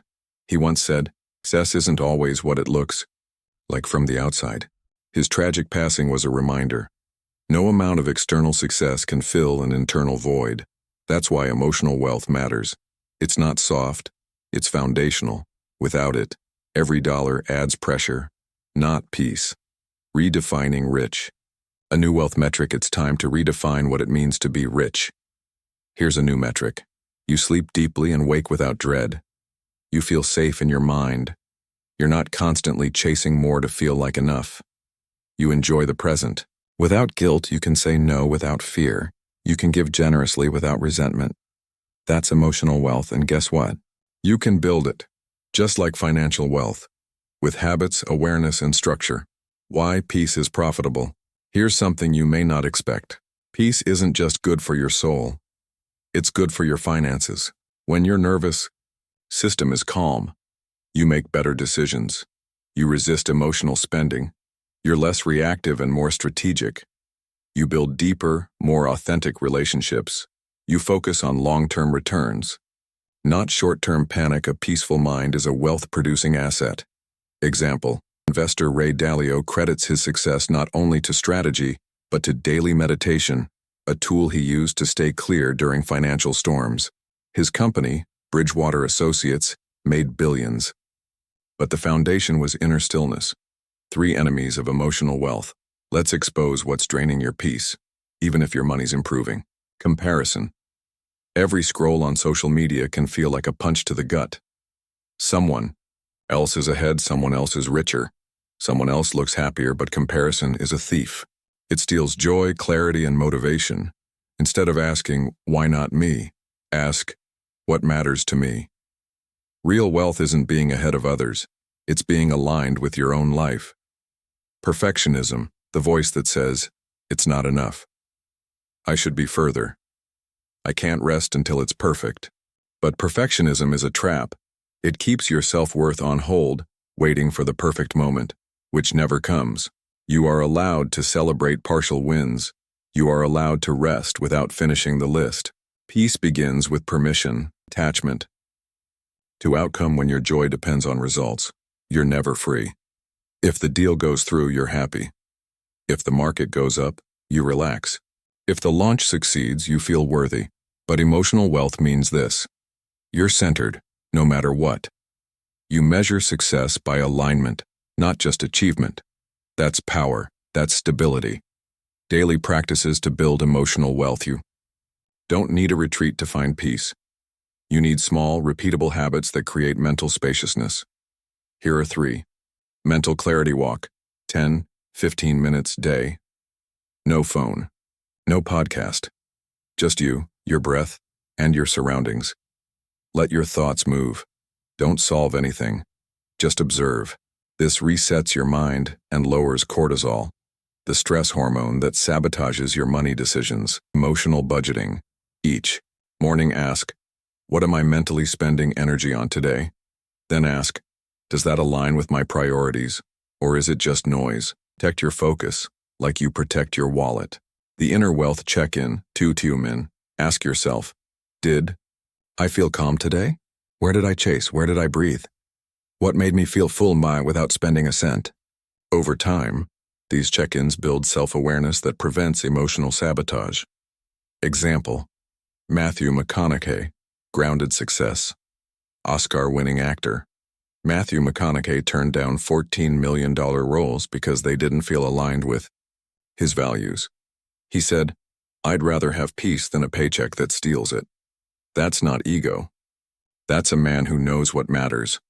And it's no coincidence that his most authentic choices led to his biggest professional wins. Peace isn't the enemy of ambition. It's the soil it grows in. Final words. Don't just chase money. Cultivate meaning. You came into this world not just to survive, not just to impress, but to live deeply. Money is a beautiful servant, but it's a terrible master. So build your systems, use your tools, earn, save, invest, but never forget the goal: to be free, inside and out. To be calm in the morning, steady in the evening, and proud of how you live today.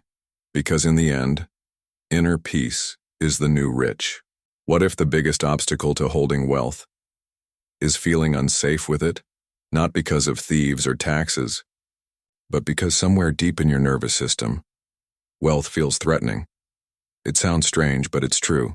Many people fear money, not because they don't want it, but because they don't feel safe when they have it. They sabotage. Windfalls. They give too much too quickly. They panic when success gets close. Or they hoard money tightly, afraid it will vanish. This part of the chapter is about a different kind of financial intelligence, feeling emotionally safe with money, success, and abundance. Because until you feel safe, you'll unconsciously push away what you claim to desire. Why money can trigger emotional insecurity. Money is more than math. It's memory. It's emotion. It's story. For many people, money is tangled with childhood instability, parental conflict, fear of losing control, guilt about leaving others behind. Beliefs like, "I don't deserve too much," or "money changes people." So even when wealth comes in through hard work or luck, it triggers fear. What if I lose it? What if people judge me? What if I change? And that fear drives self-sabotage.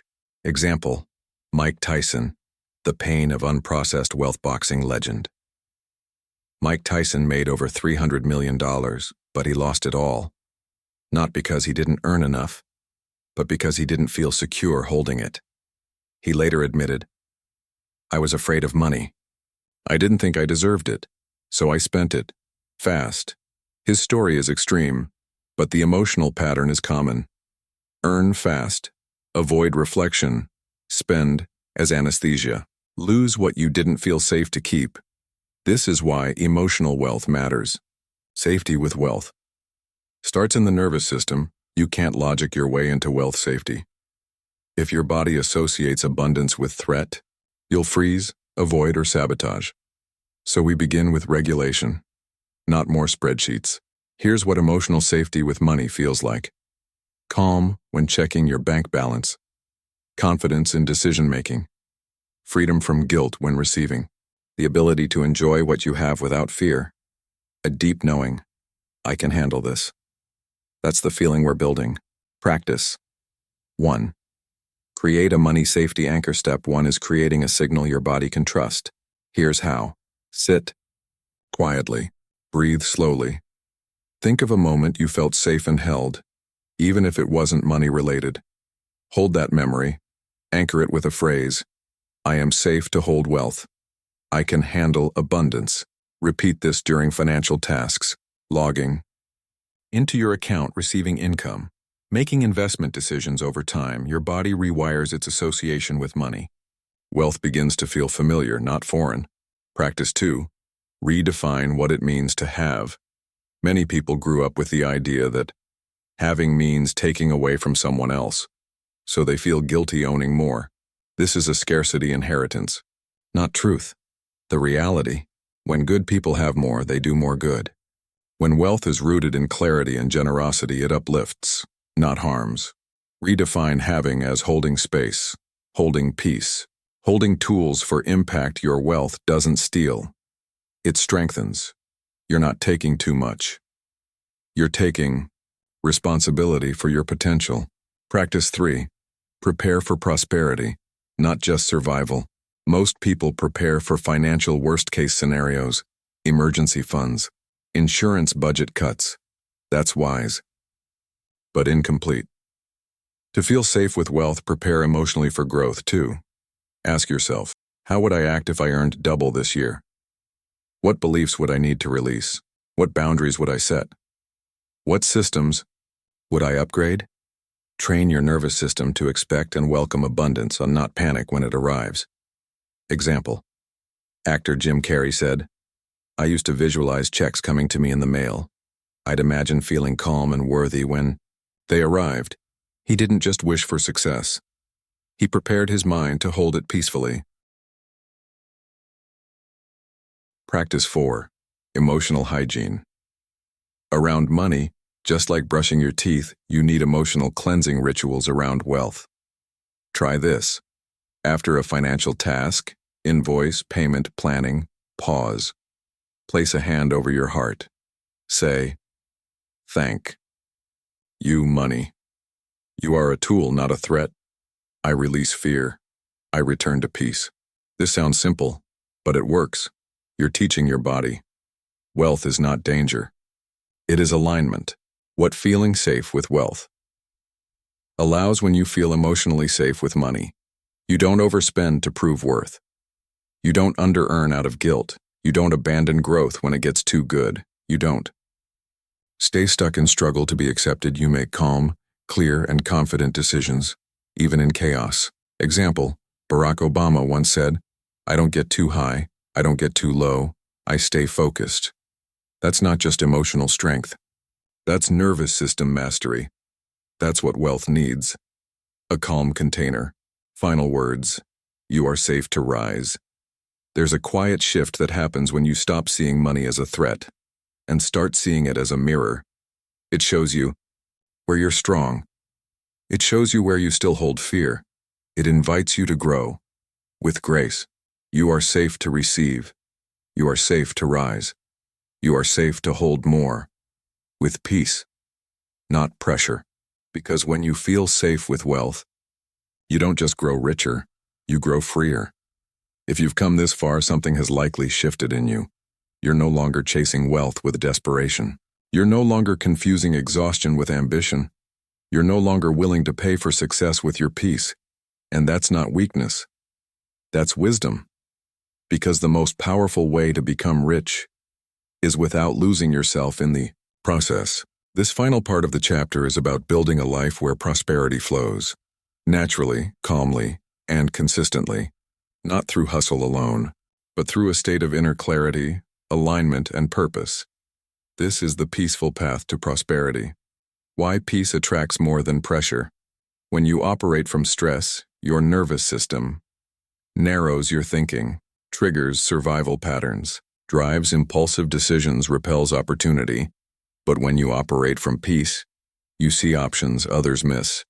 You trust your timing. You connect with others more authentically. You magnetize solutions without force. Peace is not passive. It's a powerful frequency that attracts what force cannot. This is how wealthy, grounded people operate. Clear goals, soft urgency, zero panic, deep trust, and that energy compounds. Prosperity loves rhythm, not chaos. Think about nature. The most abundant system we know. It doesn't rush. It doesn't grind. It moves in seasons, rhythms, and flow. Prosperity works the same way. Daily money habits, weekly reviews, monthly reflections, seasonal strategy. The most successful and peaceful people build rhythms that serve them. Not dramatic sprints, just faithful repetition. Example. Best-selling author James Clear wrote just a little each day and eventually published Atomic Habits, one of the most profitable books of the decade. He didn't race. He aligned. That's prosperity in motion. Daily practices for the peaceful builder. Let's make this real.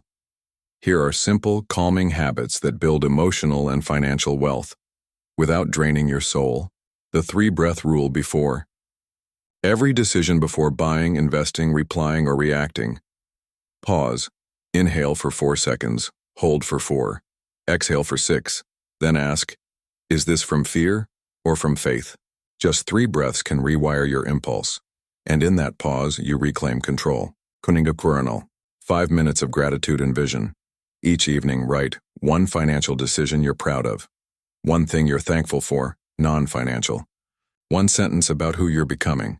This practice lowers stress and keeps you focused on your identity, not just your income. The quiet morning minute. Before grabbing your phone, sit in silence. Eyes closed. Hands open. Whisper, peace is my wealth. Clarity is my compass. I am already enough. Let this energy shape your entire day. What peace brings. That money can't. Money can. Buy time, buy tools. Buy freedom. But peace can. Deepen relationships. Heal generational trauma. Expand creativity. Protect your joy.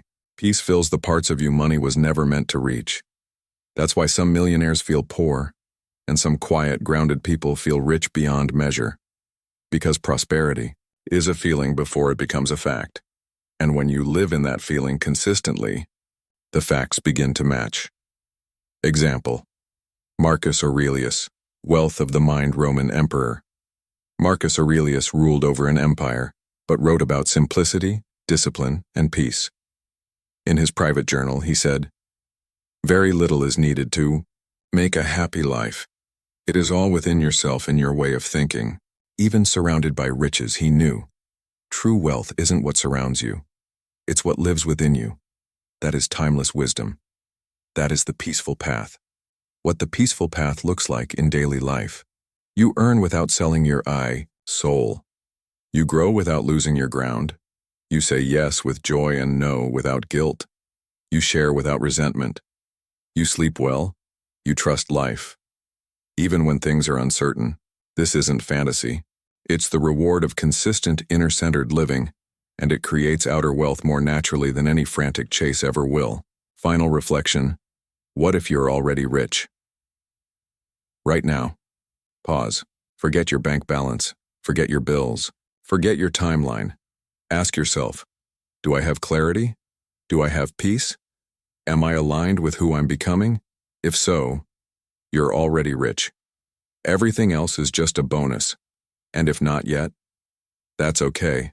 You now have the tools, not just to earn, but to feel wealthy every step of the way. Because from this point forward, your peace is non-negotiable. Your joy is part of the plan. Your nervous system is your business partner, and your prosperity is inevitable. Chapter 8. Money Mind Control in Real Life. You've done the inner work. You've built the awareness. You've felt the shift. Now the question is, can you carry this mindset into real life when it counts most? Because the true test of transformation is not what you know, it's how you show up when it matters. When a bill is higher than expected, when fear creeps in during an investment, when friends pressure you to spend, when doubt whispers, you're not doing enough. This final chapter brings it all together. No theory, no fluff, just grounded application. Money mind control isn't about control over others, it's about self-command in daily decisions, under pressure, and in every financial choice. Let's put the mindset into motion. The gap between knowing and living. Most people don't fail because they don't know what to do. They fail because they don't apply it consistently when emotions get involved. That's where mindset becomes a practice, not a theory.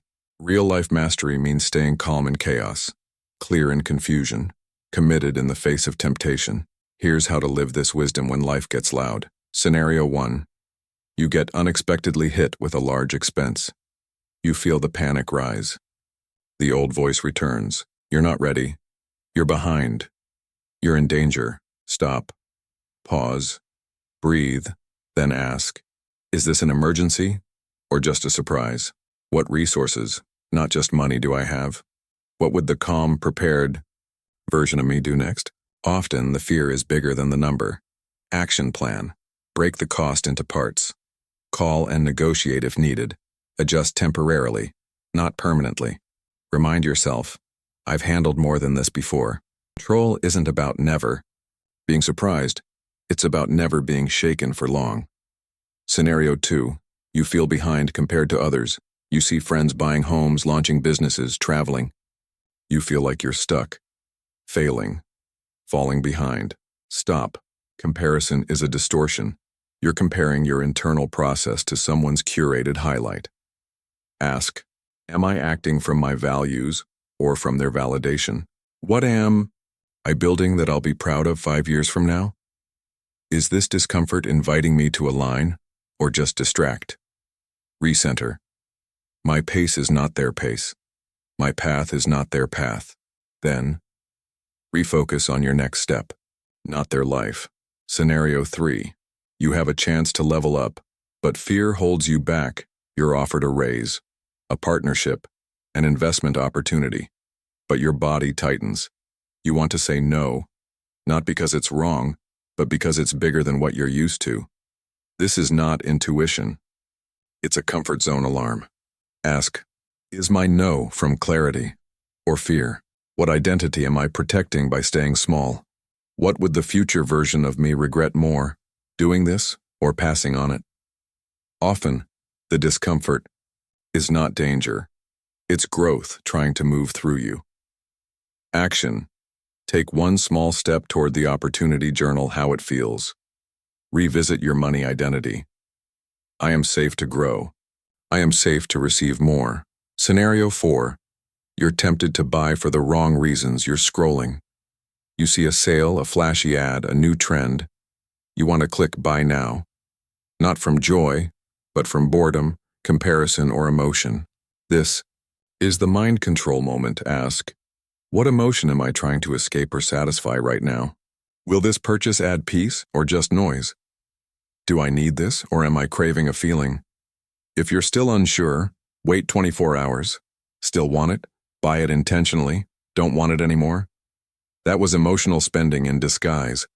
Scenario 5. Someone pressures you. Financially, a family member asks for money.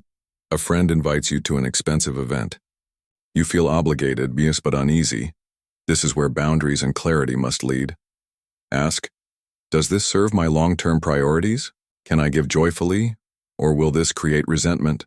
Am I being kind, or am I abandoning myself? Then, respond, that's not aligned with my current plan, but I support you in spirit.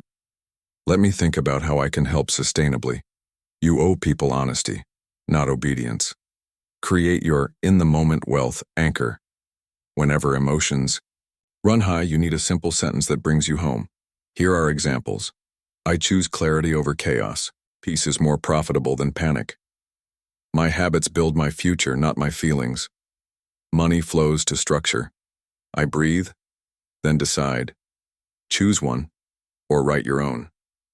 Repeat it aloud during moments of financial intensity. That's how you program your mind on command.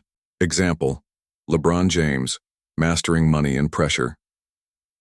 Moments. LeBron James is a billionaire athlete, not just because of talent, but because of decision-making under pressure. He's known for hiring top advisors early, saying no to short-term brand deals, investing in ownership, staying emotionally grounded in contracts and negotiations. He once said, I study, I plan, I trust my vision. The emotions stay off the court. That's money mind control, on and off the court. Final thought, you are the system. Now all the chapters before this were building something within you. Awareness control, peace structure, resilience. Now you bring it into the moments that matter, where money tries to rule your emotions and you calmly take the wheel. You don't need to be perfect. You don't need to control everything. You simply need to pause, breathe, and return to who you've trained yourself to be. Your nervous system is calm. Your beliefs are aligned. Your habits are strong. Your mind is your ally. This is how wealth becomes a way of life and not just a goal.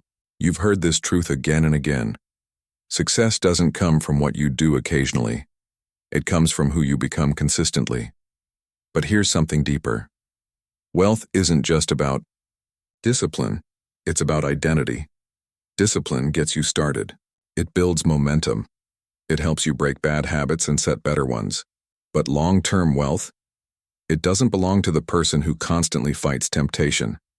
It belongs to the person who no longer sees temptation as part of who they are. In this part of the chapter, we explore how to shift from willpower to identity, from doing rich things to being the version of you who naturally creates, attracts, and protects wealth. Let's go beyond the surface, into who you're becoming. Why discipline eventually fails if you don't upgrade. Discipline is powerful, but it burns fuel. You wake up early. You say no to spending. You follow your plan. But on bad days, when you're tired, sad, stressed, or overwhelmed, discipline can collapse. Unless your identity is strong enough to carry you even when your motivation isn't. Think of it like this. A person who's trying to save money says, I really shouldn't spend on that. But a person with a wealth identity says, that's not aligned with who I am. One is battling desire. The other has already made a decision. At the level of identity, who are you becoming? Let's go deeper. Right now, pause and ask, who am I when it comes to money? What kind of person do I believe I am? What's the default story I tell myself when I fail, succeed, or face pressure? Because all your money behavior flows from the answer to one quiet belief. This is just who I am. So let's build a version of you that is emotionally grounded, is financially wise, is focused, generous, and calm, builds and protects wealth from a place of peace. You're not faking it. You're finally becoming who you were meant to be. The wealth identity blueprint. To create real transformation, you must install a new identity, piece by piece. Here's how. Your self-talk change begins with how you speak to yourself when no one's listening. Old identity says, I'm bad with money. I always mess up. I'll never catch up. I'm not one of those people.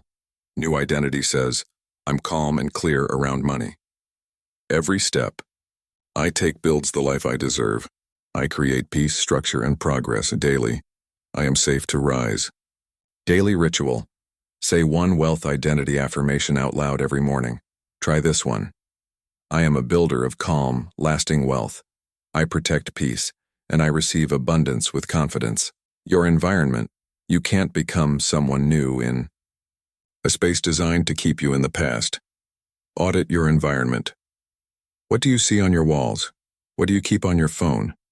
Who are the people in your conversations? Wealth identity thrives in clean spaces, visual reminders of goals, mentors and peers who reflect your future, not your fears. Daily ritual.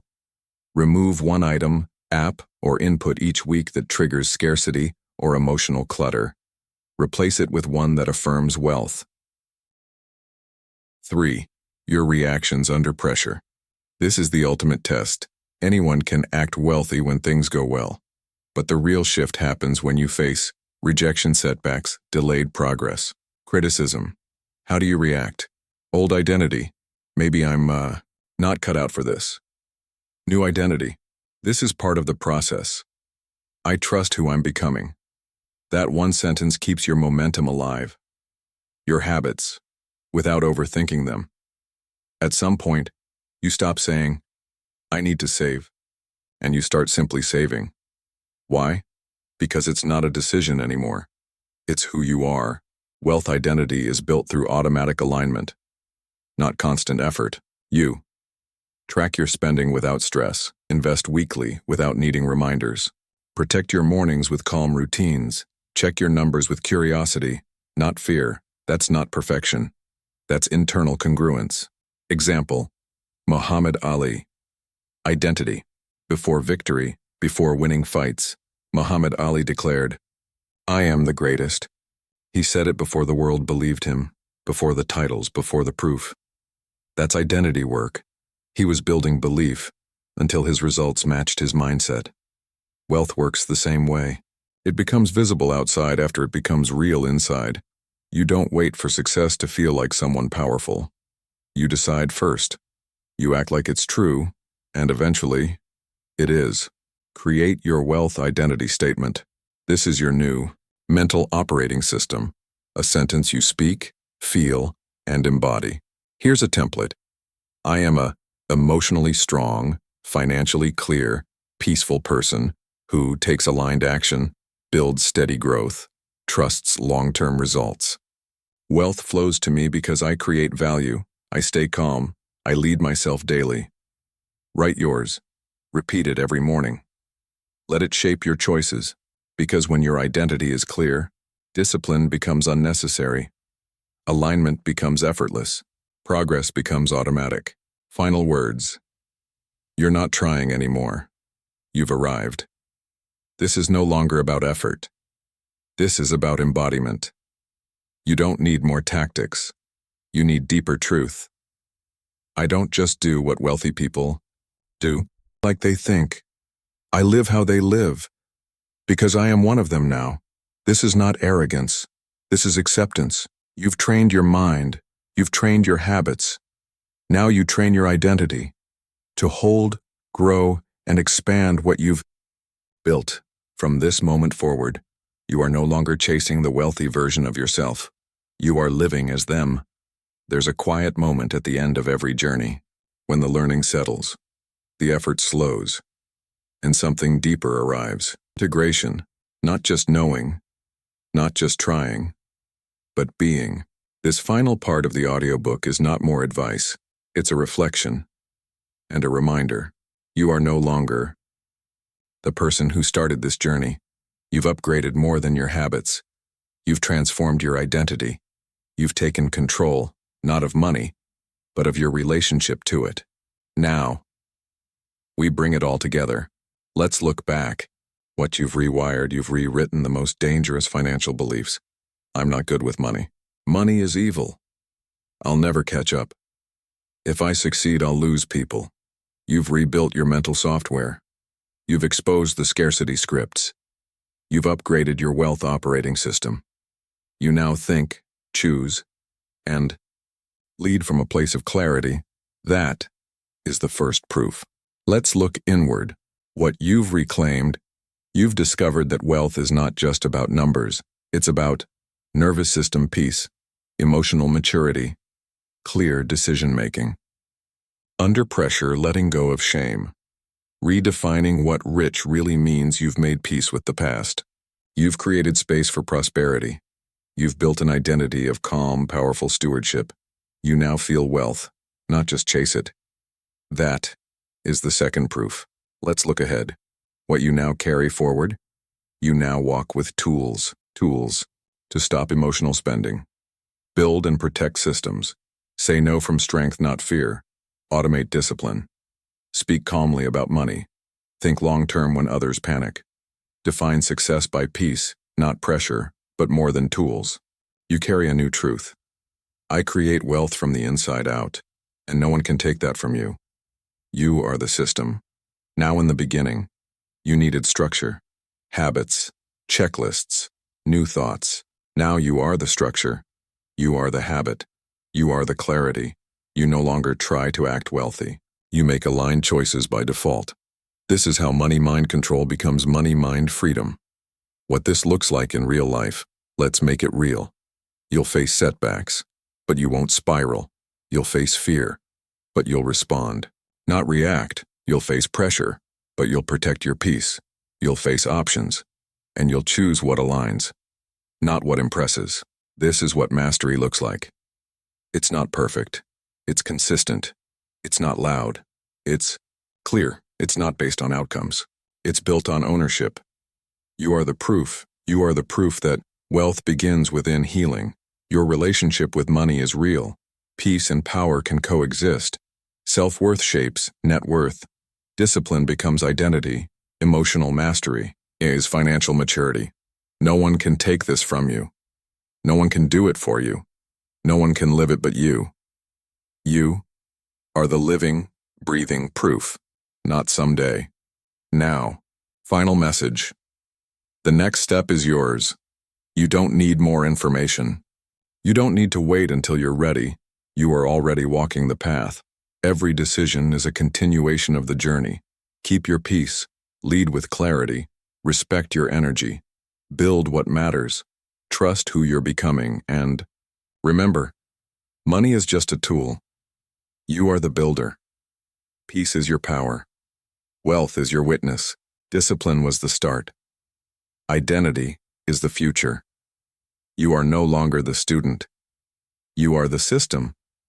And from here forward, you don't just master money. You master yourself. Thank you for listening to Money Mind Control. This audiobook was created for your growth, your freedom, and your future. You are not alone. You are not behind. You are already becoming. And this is only the beginning.